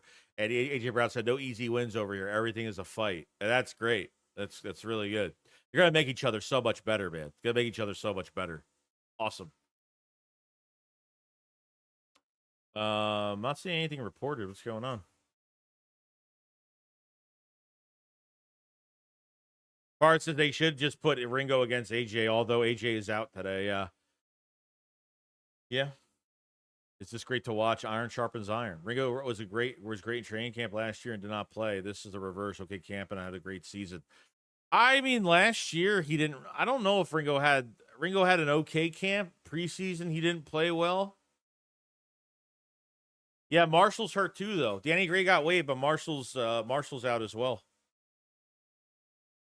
I love the Kobe, but we should make. I love the Kobe. We should trade him for an upgrade at safety corner or wide receiver 3 since he's injury prone, and that linebacker room is crowded. Yeah, I don't know, man. He comes back. It's a shame, dude, because he's been hurt every fucking year. He is very injury prone, and that was the reports we were getting when we drafted him in the 3rd round.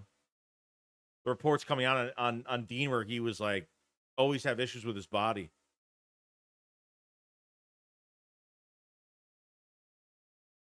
So Vic Fangio getting ready for practice, huh? There we go. Got some video on fucking Vic Fangio. I want to see Vic Fangio how he runs a practice. I've always wanted to see Vic Fangio and how he runs a practice and how verbal he is and how tough he is. I've always wanted to see that with him. You know, we never get to see. I mean, we have the we're gonna have the what's the show that we're on this year with the NFC East? We're gonna have some behind the scenes, maybe. You know, but I want to see more. Gray must have had his finger decapitated. I guess. I don't know. Your guess is as good as mine. I guess it was that bad. Ringo has so much potential. He has the same build as Pat Surtain and runs a 4.36. Too much potential to just be a complete bust. I understand he was a 4th round pick, but he'll get better. Well, yeah, I mean, you can't say a complete bust because a bust would be if he was a 1st round talent, and he's not. But it's a lot of pressure on a 4th round pick that got no snaps at outside corner last year to be thrown in the fire like this. But they have to do it. The only way he's gonna fucking learn, you know. Joey Fangio is like 70. Him running isn't a good idea. Yeah, Hard Knocks. We're going to see hopefully some Hard Knocks behind the scenes. As much as I don't want the Eagles on Hard Knocks at all, but, you know.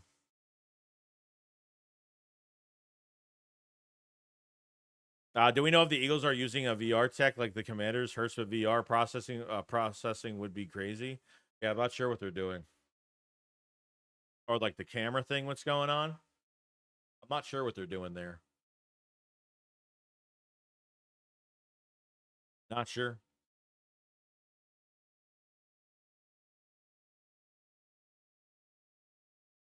But we will see.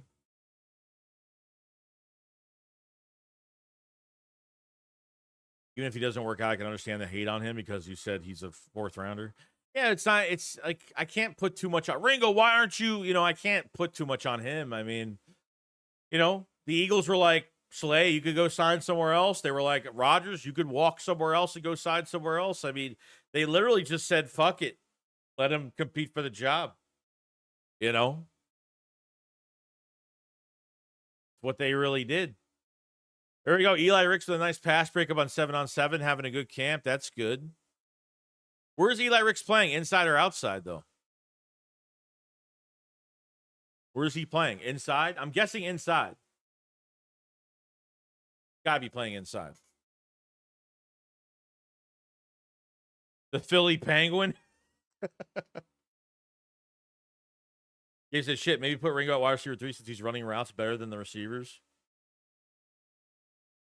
What was the guess? This is an open practice. Why open? Like open to the public? I mean, people have credentials to go to these practices, I think. We got Anthony Perry says Fangio, the Philly Penguin. Appreciate the super, man. The Philadelphia Penguin. Yeah.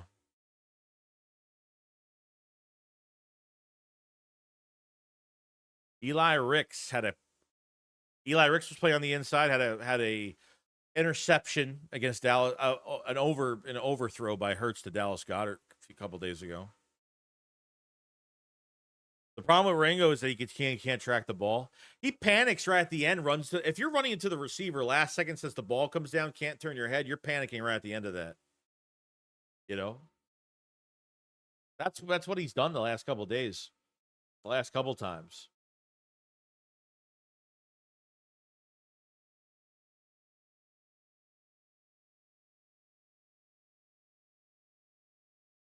But that's good though. Happy for him though. No doubt.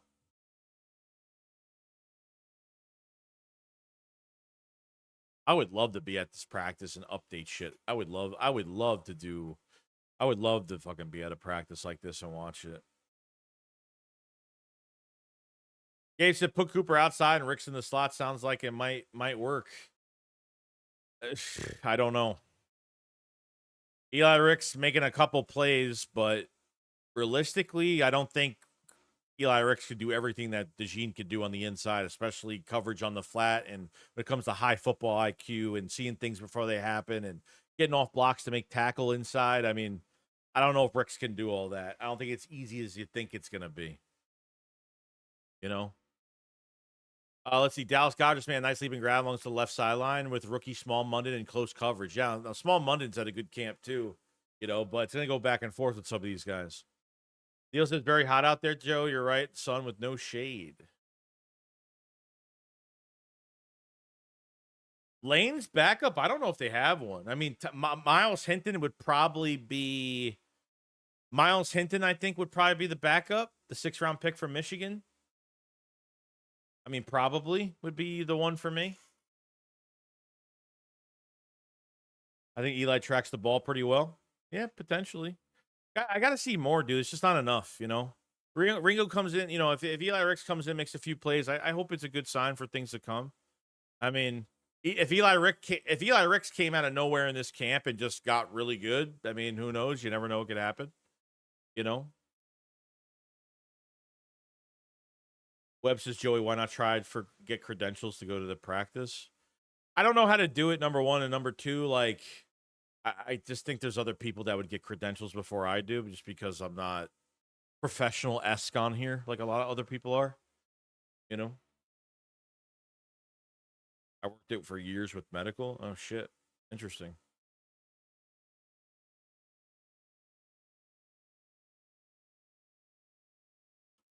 Yeah, I would like to do it, but yeah, I don't know. I don't think I'd be wanted that much. Not with me. I don't think so.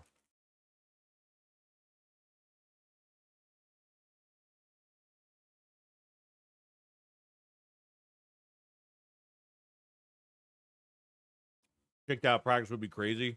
I don't know. I think we'd be thrown out. We'd probably be thrown out.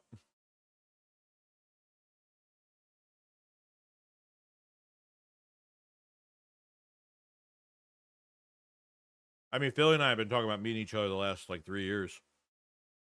Never had a chance to.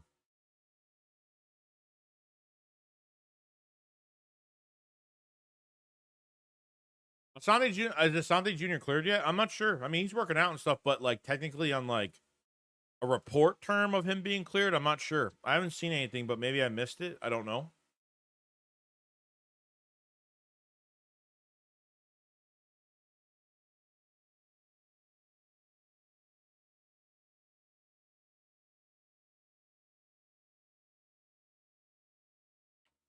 But we'll see. We're gonna see if we need any type of that, you know, any assistance on that.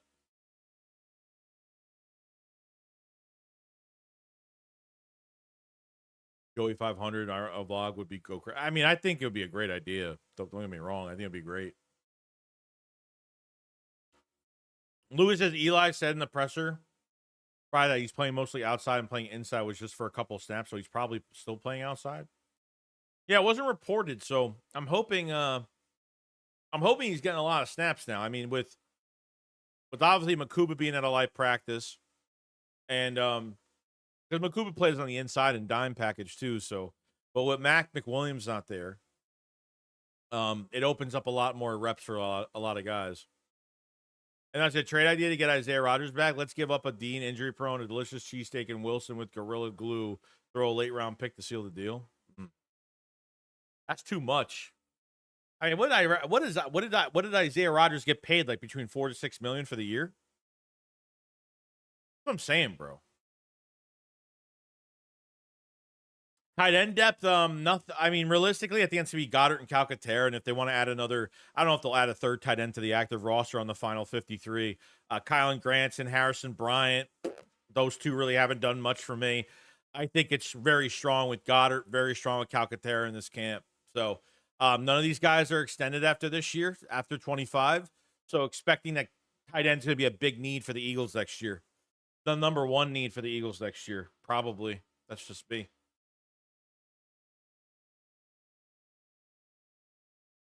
You know,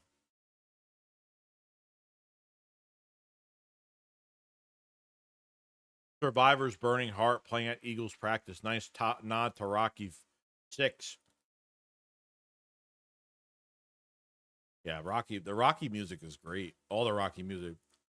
Hearts on fire, strong desire. I forgot the rest of the words, but that's how it goes.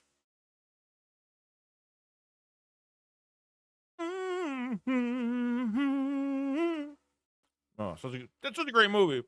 Then he goes on top of the mountain. He's like, Drago!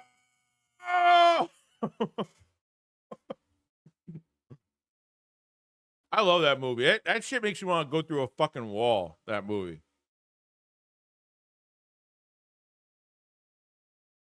Oh, I got it wrong. You know what I mean. I know how the song kind of goes, but...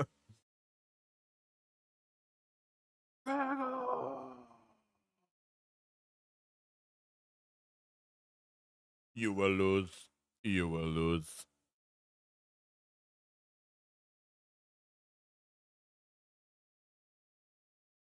The whole album slaps.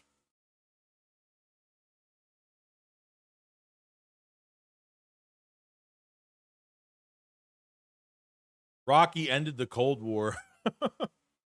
Bro, that's crazy. Such a good movie.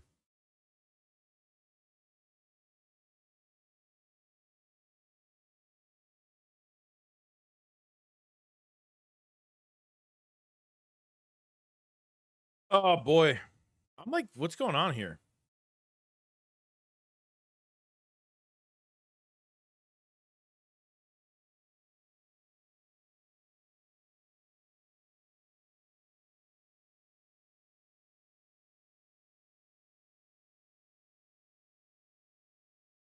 So, I mean, all we've got so far is Eli Ricks making a play. Kelee Ringo had a nice pass breakup on Goddard.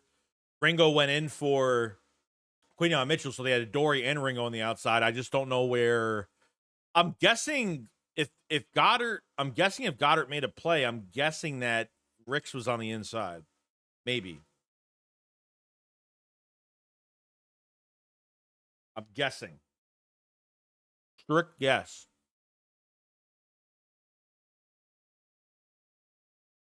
Eagles send Jahad Campbell on a blitz 11-11 that gets home and definitely would have sacked McKee in the game. Yeah. How about that? I want to see Jahad Campbell with full pads on just terrorizing somebody. He's going to hurt somebody. That man's going to hurt somebody. Well, everyone's been slow, bro. I think everybody's been slow, honestly. I don't think it's just been him. So there was like one other practice they were really slow at the last like 20 minutes.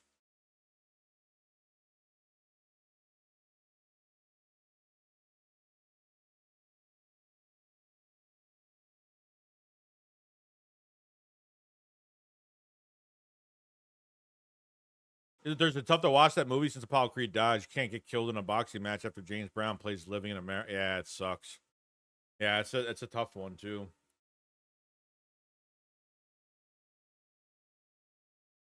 I hate the one with the wrestling kid. What the fuck's his name?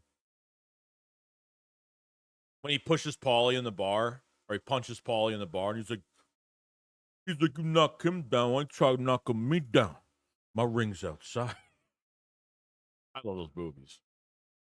I mean, the Creed movies are a little too fucking. The Creed movies are a little too far, little too much. The first two, the first one great. The second one, I could deal with it. The third one, did they just make another third? I know they're making another one. A little too much for me. Here we go. Ty Robinson with a sack for his third team offense. Never mind. Got into the backfield basically right away and blew up the play. Okay. Well, at least it's something. Eagles sent John Campbell on the blitz. We already did that. Okay. Ty Robinson with a sack against third team offense. So, you know. I think it was Rocky 5 because he lost everything. Remember, he wasn't doing commercials anymore. He lost like his money and stuff, like everything. It's slow right now. Good DB comp though. Yeah, I agree. That's what we're hearing. Something Ringo, Eli Ricks, sure. Did anyone have a presser? Yeah, Patullo did. Only a couple things came out. He said the wide receiver depth competition is not going to be like finalized until another like week after like preseason games and the joint practices. Talking about guys getting thrown to the fire and reacting to things and how the defense is calling plays during camp, but they're not knowing what's going on. Alertness, awareness for some of these offensive players. Hey, said Jihad needs to be locked into a cell into game day. He's a damn beast. Yeah, said, I didn't think the third Creed. I didn't like the third Creed movie. Yeah, not me either. That's a former pro boxer. Tommy Gunn I thought he was a wrestler. Was he a wrestler and was he an actual wrestler? Or was he I thought he was a wrestler, but maybe he was a boxer. Vanilla Gorilla made a play. He made a play.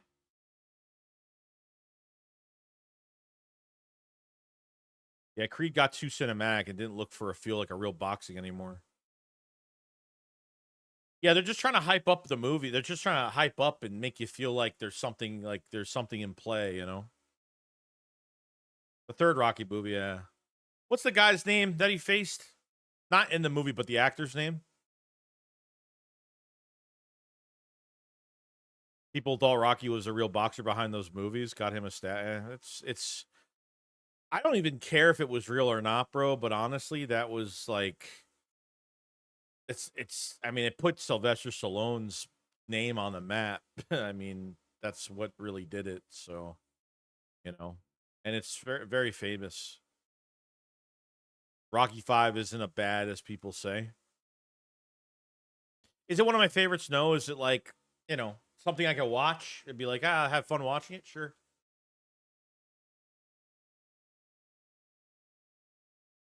But he was a boxer. Come on, what's going on with these updates? Mr. T. Oh, Mr. T was great. I'll tell you, woman, I'm a real man. Not that I agree with Shipley as a third opinion.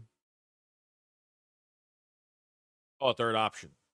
Lord said Tommy Gunn was his real name. Tommy Gunn was his real name. I didn't know that. I did not know that. The fame got to his head. Like the fame got to him.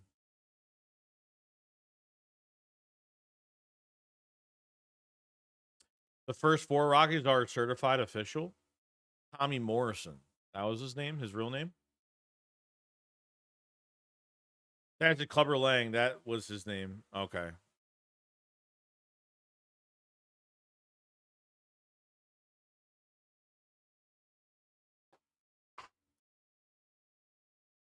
What's going on, practice?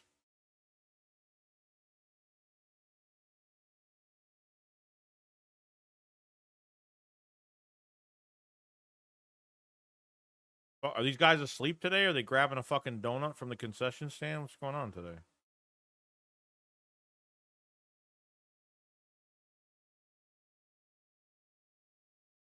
Yeah. Nothing's been really different here.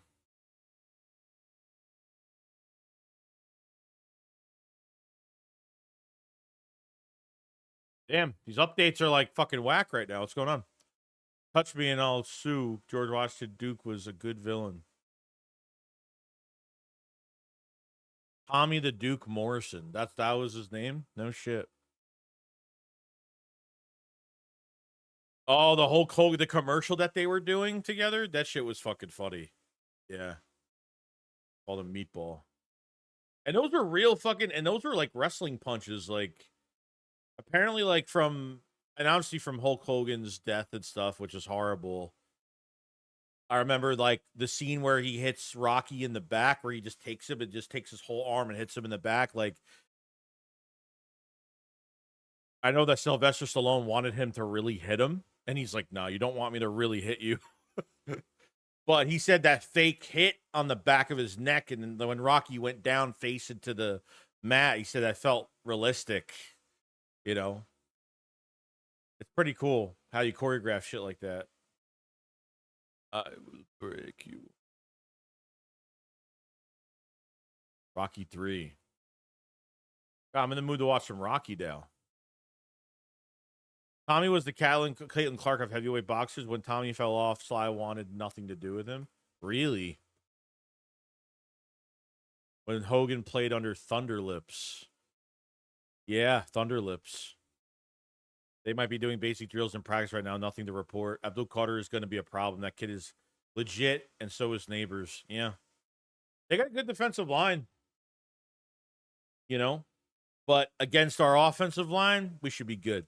We have 2 of the best tackles of the league, so we should be fine.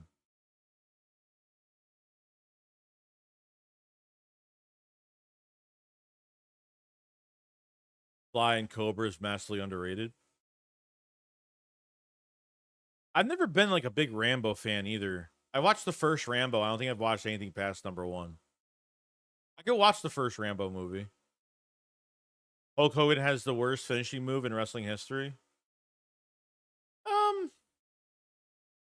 I don't know. I think that's to be contested.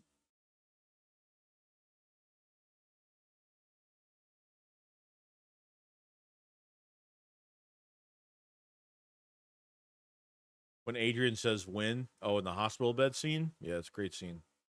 Do they still play that at the Eagles game still? Do they still play the when Adrian says win?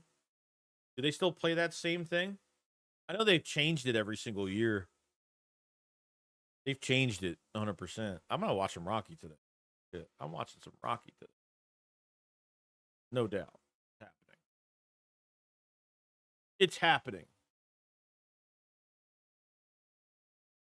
Yeah, there's nothing else being like reported right now.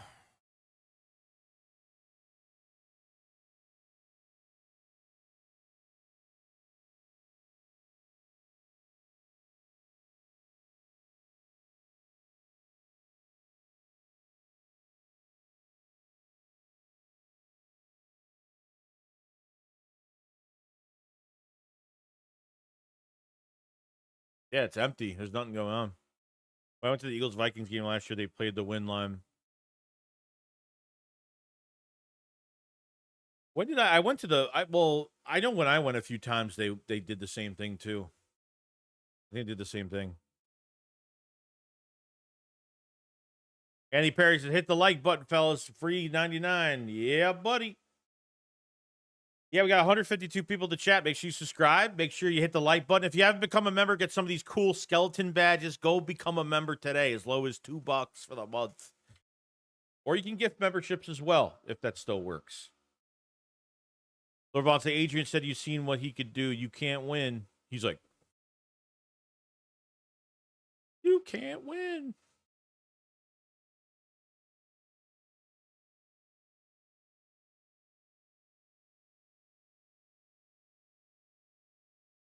The Eagles are playing Joanne Duran's walkout. All right, so Kevin, I haven't watched the Phillies. I really haven't paid attention to the Phillies. Who is this Joanne Duran guy that came out with that really cool entrance?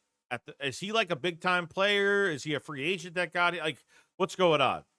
Because I really don't watch baseball a lot anymore, and I really don't even watch basketball too much. I try to tune in, but who is that Joanne Duran guy, and what's the hype behind him?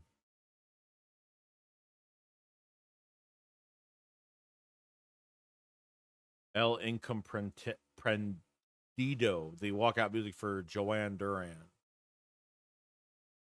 Appreciate Webb.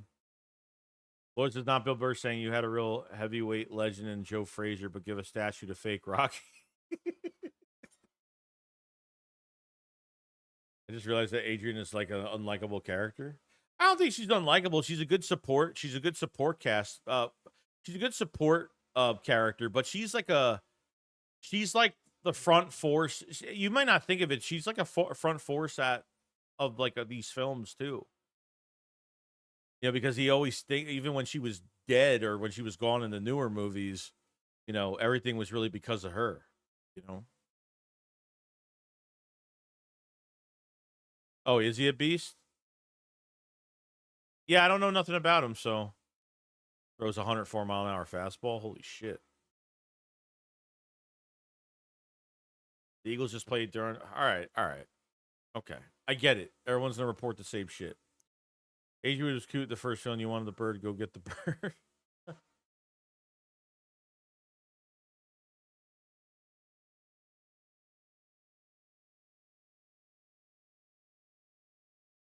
Durant could be the Phillies version of Saquon. He closes for sure. Oh, nice. That's good.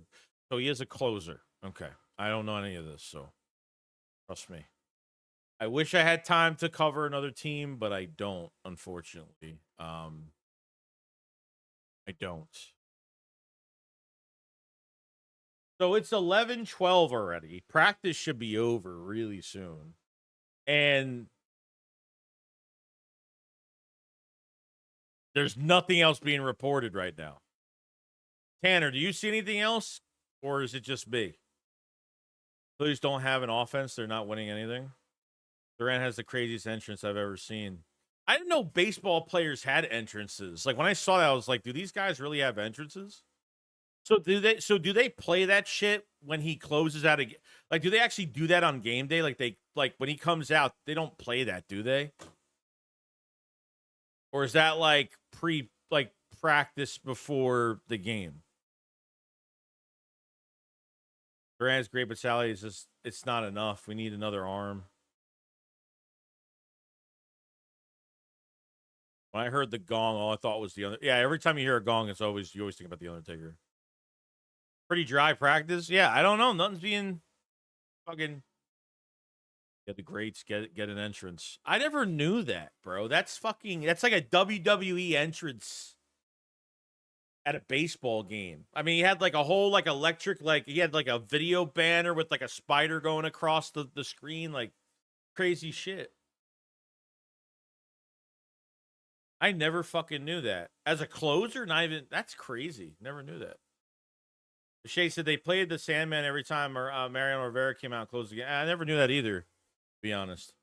Like, I'm talking like the lights and the red lights and like all that shit. Like, that's what I'm saying. Like, with Mariano Rivera, like, I don't know if they had all the lights flickering and the spotlight and the video, all this other shit going on. Like, that's why I've never seen it so, like, cinematic like that, you know?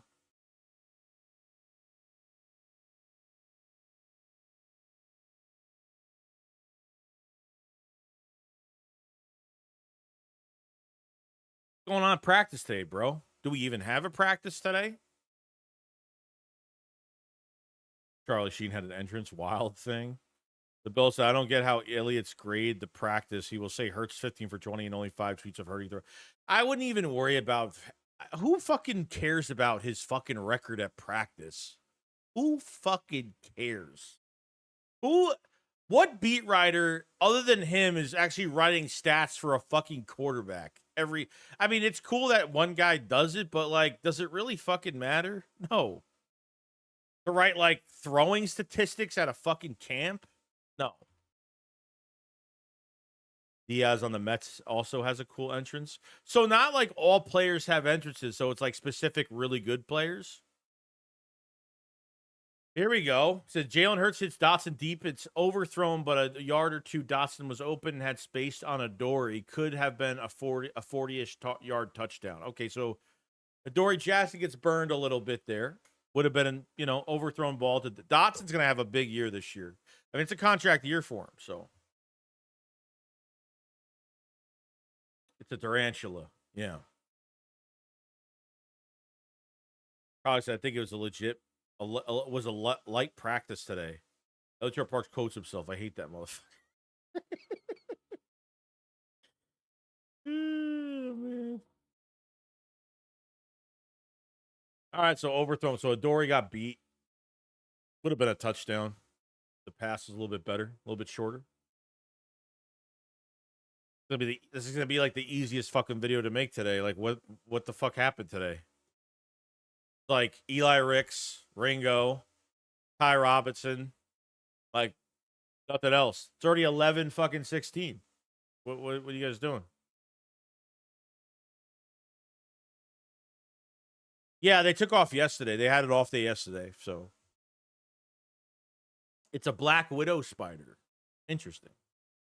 You guys know a lot about this stuff. I don't. I never knew fucking baseball players had entrances.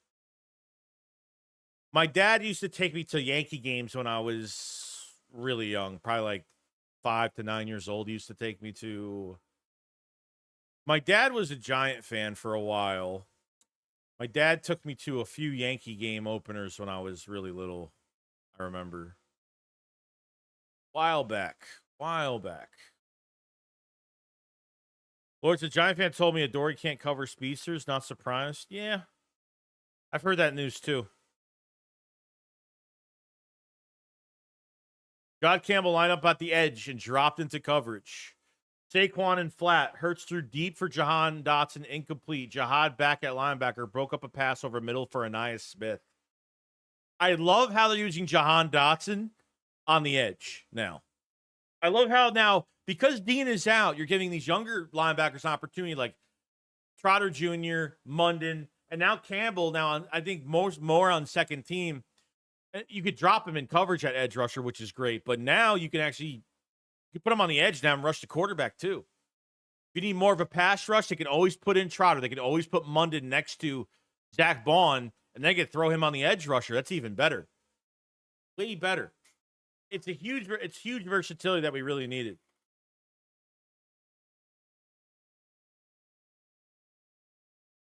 Kind of like Jalen Smith from the draft. What is it? That guy that went to the Falcons from Georgia. What's his name? I think it was Jalen Smith. I think. SB has infected the entire league with his practice grades. If it's a Dawson's going to have a big year, stash him on your fantasy football team. Yes, I heard Adoree Jackson can't stop the run. I heard he's bad against the run, and I heard that he can't cover, deep threats. Let's see. Dallas Goddard accidentally bumped into a running Jalen Hurts due to getting pushed by Jordan Davis. Jordan Vellada came over to Davis to jokingly get mad at him and throw fake punches at the DT. Sub levity on day 8 of camp. Okay. Yeah, Dotson's good. Dotson knows, man. He was playing catch up to play catch up the entire year. And then at the end of the season, especially in the playoffs where Jalen Hurts has the trust to throw to him, especially the Super Bowl. No tape on Jahan Dotson for defenses to really watch. So they did whatever they possibly could with Jahan Dotson. I think that was a big overstep in a good way. I think it looked really good. So.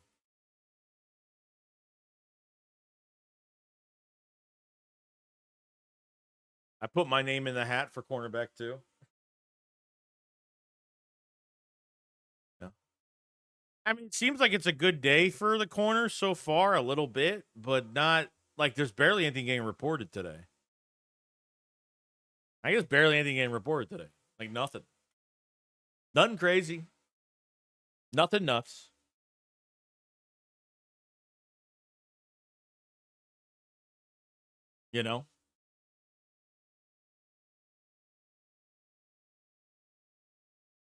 It'll be over before we know it, really.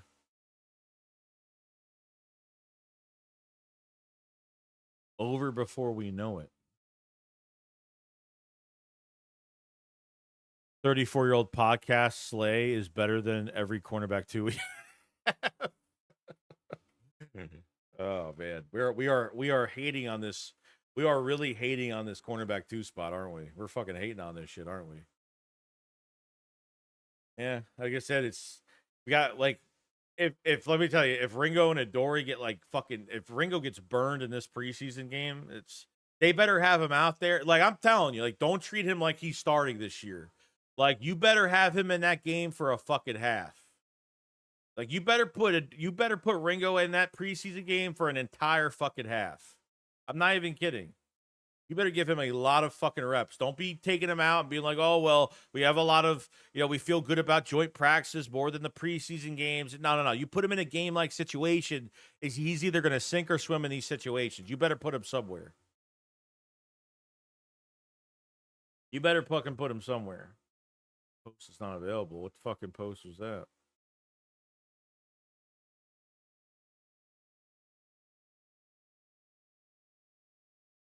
All right. I mean, Campbell is doing good in pass coverage. He's on the rush. He's on the edge rushing, which is good. Eli Ricks had a good rep today. Ringo had a nice one on Dallas Goedert. Ty Robinson had a sack on against the third team offense. I mean, that's really all that's happened today. That's it.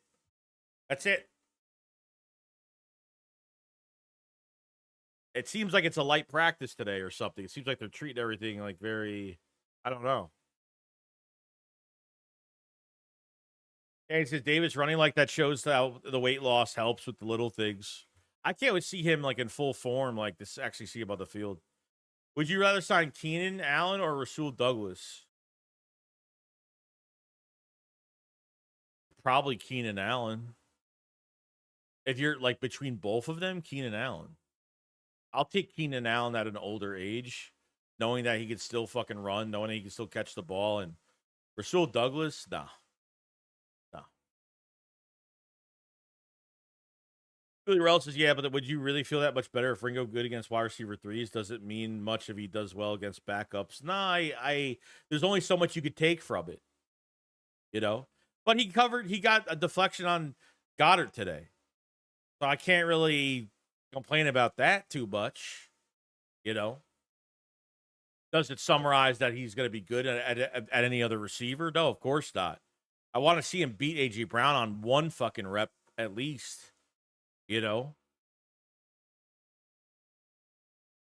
Jihad all over the entire field. Yeah, bro. 100%.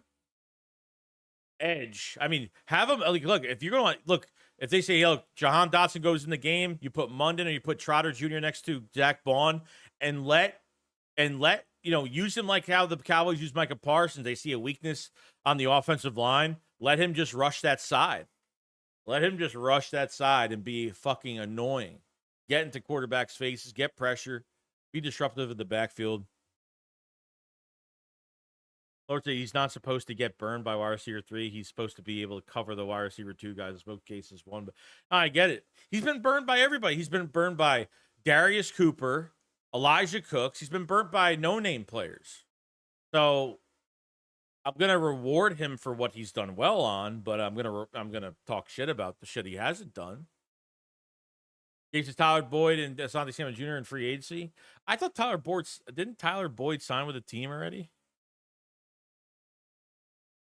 I think Saquon Barkley might have another pretty good season. Because the only reason Trotter Jr. won't start this year, it's because Campbell is a freak. Yeah, I think Trotter could start, as long as his tackling is a little bit better.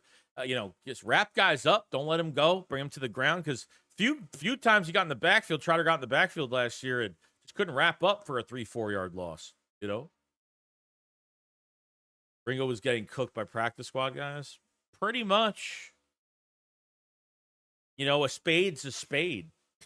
How I see it is how I see it.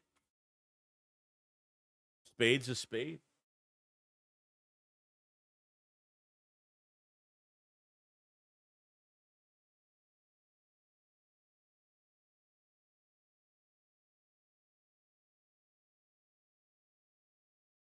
We will see.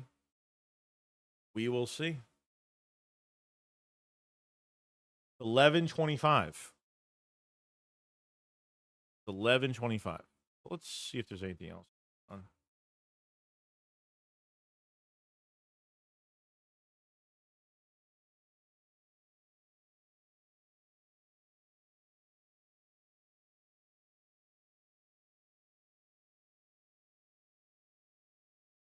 Oh my god, these fucking mock trades for Micah Parsons. People gotta stop.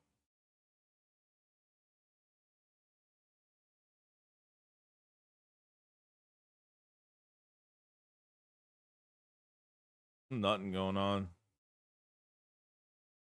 Yeah, I don't know. I don't know if there's gonna be anything else. Like everything's coming out every few minutes, but by the time like practice is gonna be done, there's not gonna be much to report today. That video is probably gonna be like 5 minutes long. I'm not even kidding. There's really not much to report today. Not much.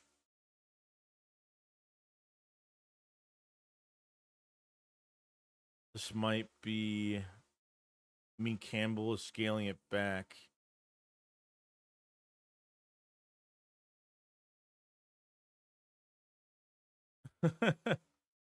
Yeah, he's not hitting the cornerbacks, unfortunately.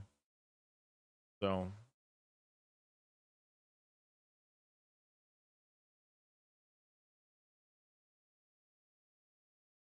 let's see, kind of why I wanted Will Johnson as our pick. Jihad looks great, of course, but he would have really made our secondary lockdown. Yeah. Well, if they didn't trade Chauncey Gardner-Johnson, they wouldn't have had to fucking make that a prime fucking pick in the second round. You know, there's things they really didn't have to do. Didn't have to let Slay. I mean, Slay was going to walk if they did, whatever. There was always, you know, a plan. You know, but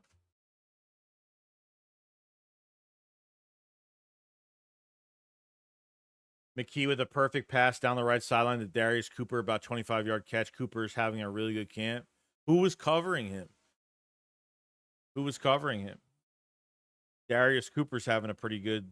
I mean, it seems like some of these depth receivers are, you know, every time someone starts getting, you know, recognized, they get hurt. Or this is, remember, we could have got a Jair Alexander. We didn't, not sure why. Well, he was going to cost more money. He took less money to go to, he took way less money to go to Baltimore. Way less money. And that was because of Lamar Jackson, probably.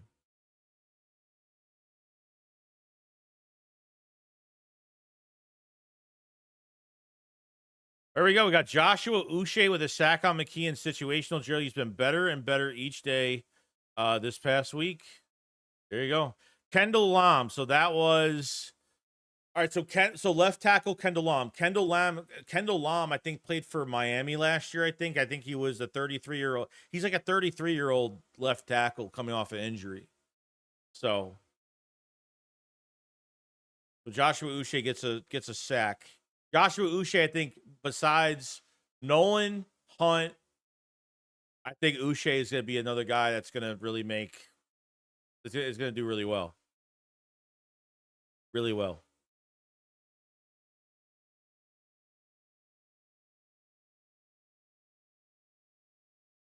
But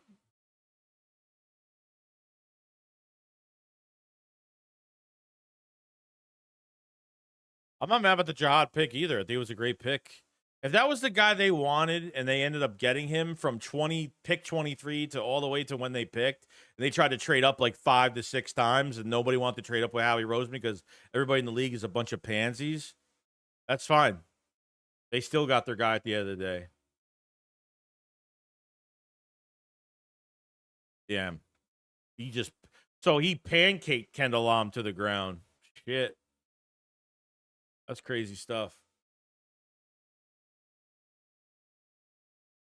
That's crazy stuff.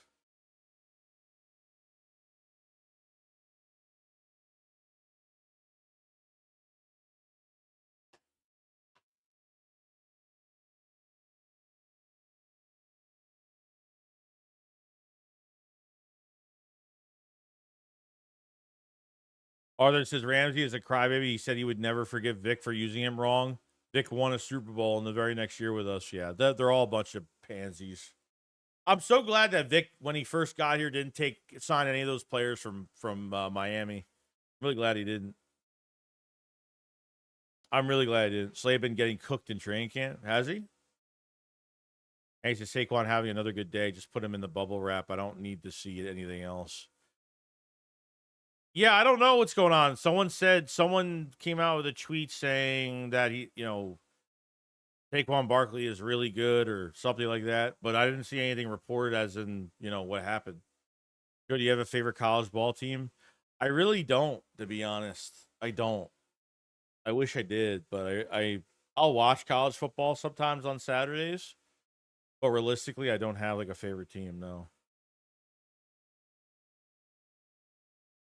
Well, to imagine getting Saquon over to do it in camp, we would be the dumbest organization in sports if we let the best player in football get hurt. Yeah. A diehard Buccaneers fan. Oh, Buckeyes fan. I think you meant Buccaneers fan. People sleep on Uche and Ojulari, but I think they help us. I think Uche's going to help us a lot. And if Ojulari stays healthy, which, apparently he's staying healthy now, and potentially good things happen, man. Good things happen, bro.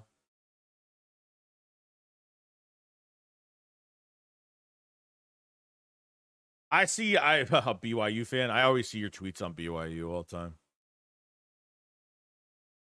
I always see your tweets there. Yeah, edge rushers should be pretty fucking good, honestly, because you're hiring like Ojulari. You got Ojulari and Uche are going right into their prime, and they have a 1-year deal off a team coming off a Super Bowl with a really good team around them. It's just gonna keep those guys hungry the whole entire year, the entire year.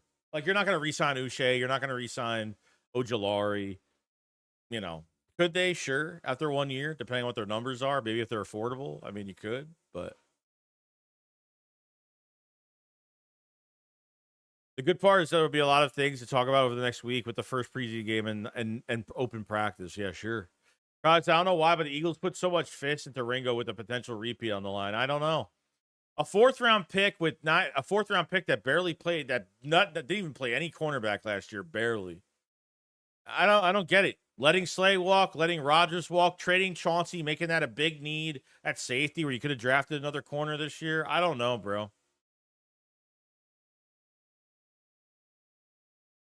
I honestly don't know. He says Georgia and Penn State. Shay says Q's new nicknames Clampion Mitchell. Clampion Mitchell. Practice gotta be over with. All right, here we go. Eli Ricks versus Elijah Cooks has been a fun matchup to watch. Ricks just climbed the ladder for a pass breakup in the end zone. Dives to log another breakup on the ensuing play. Oh, shit. I mean, seriously, it's nothing to brag about, but Eli Ricks now is getting a lot more snaps.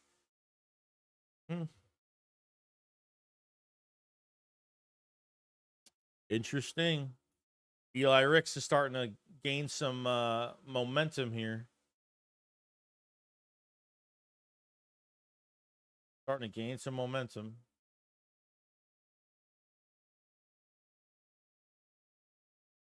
Eli Ricks.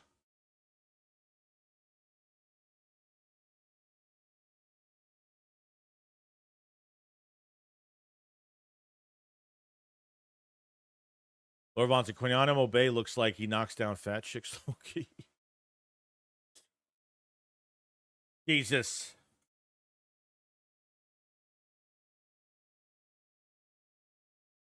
$11.34. We're getting very slow. Probably second slowest, probably the slowest day of camp, actually. For a lot of these oh,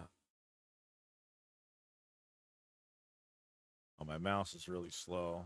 Let me do this quick.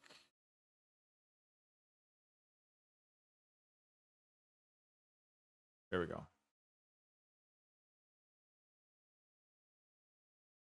But it's quiet. So he should be at Georgia, so have a better idea of how he's drafted next season. Yeah, maybe. Maybe I might as well, right? Might as well be a Georgia fan. Fabulous. Sounds like deja vu talking about letting go of CJ Lasher, letting go of Reddick and his one smack all year. I trust Howie. Yeah, we'll see, dude. But you took a big shortcut. You took a big shortcut on Kelee Ringo this offseason. Took a big shortcut there. Elijah Cooks beats up on Ringo a couple days ago. Yeah, he got beat by He got beat by Elijah Cooks. He got beat by the other fucking kid that just made a play today. He got beat by two no-name guys. And Jahan Dotson beat him. And A.J. Brown has beat him a couple times. Whoever threw that beer can at Howie got to be taken to jail. It should be the dumb mistake got us with the defense situation. Yeah. It's fucked up his train of thought. The fuck is this?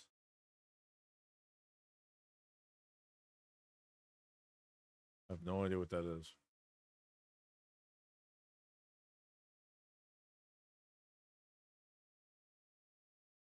Damn, it's a slow fucking day today.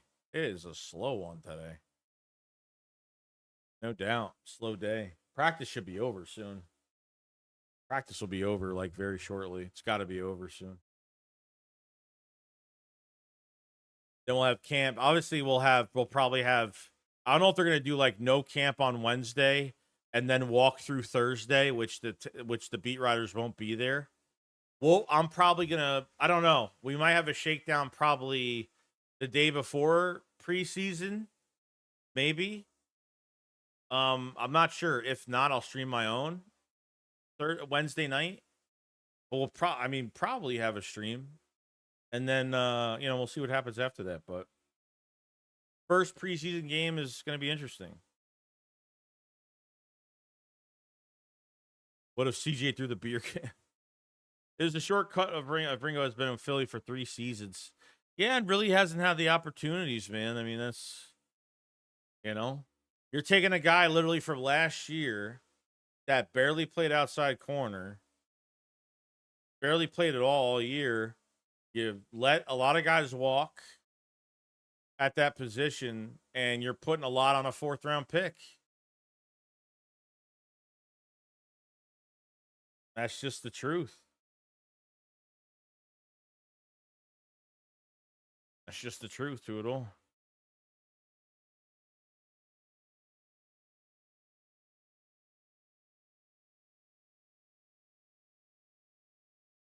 But, that's what happens. Eagles Dallas Gant just ended practice by leaping and picking off Darian Thompson Robinson past the goal. Who the fuck is Dallas Gant? I swear to God, it's another name I've never heard. So practice is done. It's over. Dallas Gant at linebacker. Never. I didn't know we had another Dallas on this team.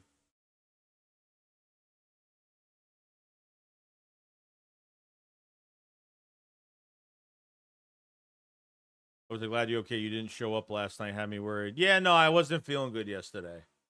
I was hurting yesterday. I don't know what happened yesterday. My body and I wasn't feeling like. I went to sleep at 5. I woke up at 9, and I was already late for the shakedown. So I texted him immediately because I didn't know if he went with the stream or not. And it was on my fault. So I apologize. It was just a really bad fucking day yesterday. Like, really bad day. No, this has been one of the slower fucking days of reporting like today. Like, this is it. Like, barely anything.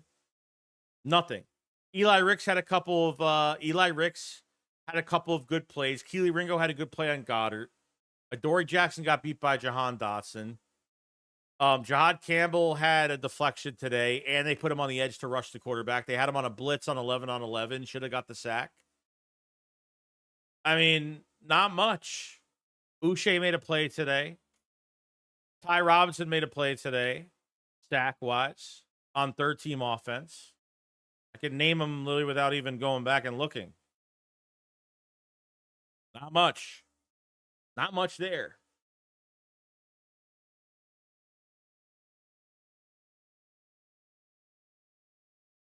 So, yeah.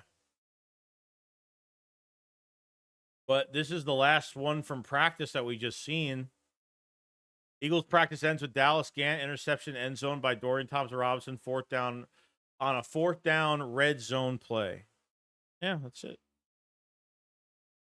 that is it for the day. And obviously, I'll have a video on the 8th day of Eagles training camp by tomorrow. I just put out a video out at like 6, 7 in the morning. So if you guys have it, watch that video on obviously some of the other news that's been going around with the Eagles. And we talked some safety and some other stuff. You know. Hey, Joey 500, do you want to build a meth lab? I do not. You want to build a meth lab? What? I do not. What? Tanner, thank you for super chat. Hey, Joey 500, do you want to build a meth lab? I do not. No. I do not. Okay. What? I don't even remember that. Obviously, it was the draft because we're wearing the fucking jerseys. Chris said, Chris Evans, good news.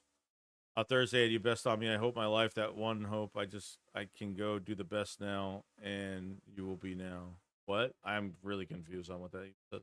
How do you feel our run defense will do this year? Last year was kind of mediocre. Expect better from Carter Davis Bond? I do, yeah. Glad you're feeling better shape. Appreciate it, Anthony. Dallas Gant was a linebacker from Toledo Rockets. Probably knows Quinion. You're a casual. You don't know who that is. I really don't know who that is. Laura Vaughn says, they joint practice going to be funny as fuck. You can't wait to see where this offense and defense are really at. To really see where we're at. Because when you face each other at practice, everyone knows each other's weaknesses. And you're going to find out. First preseason game and joint practices next week. And then you should really find out where you're at. We'll find out somewhat where we're at with sub players for this. You better play Ringo. You better play Dory Jet. You better play the fuck out of a lot of guys. Makuba, well, he needs to play. He had a light practice today, but he didn't really do anything crazy. So he was on the lighter side than most of the other guys. But that was it.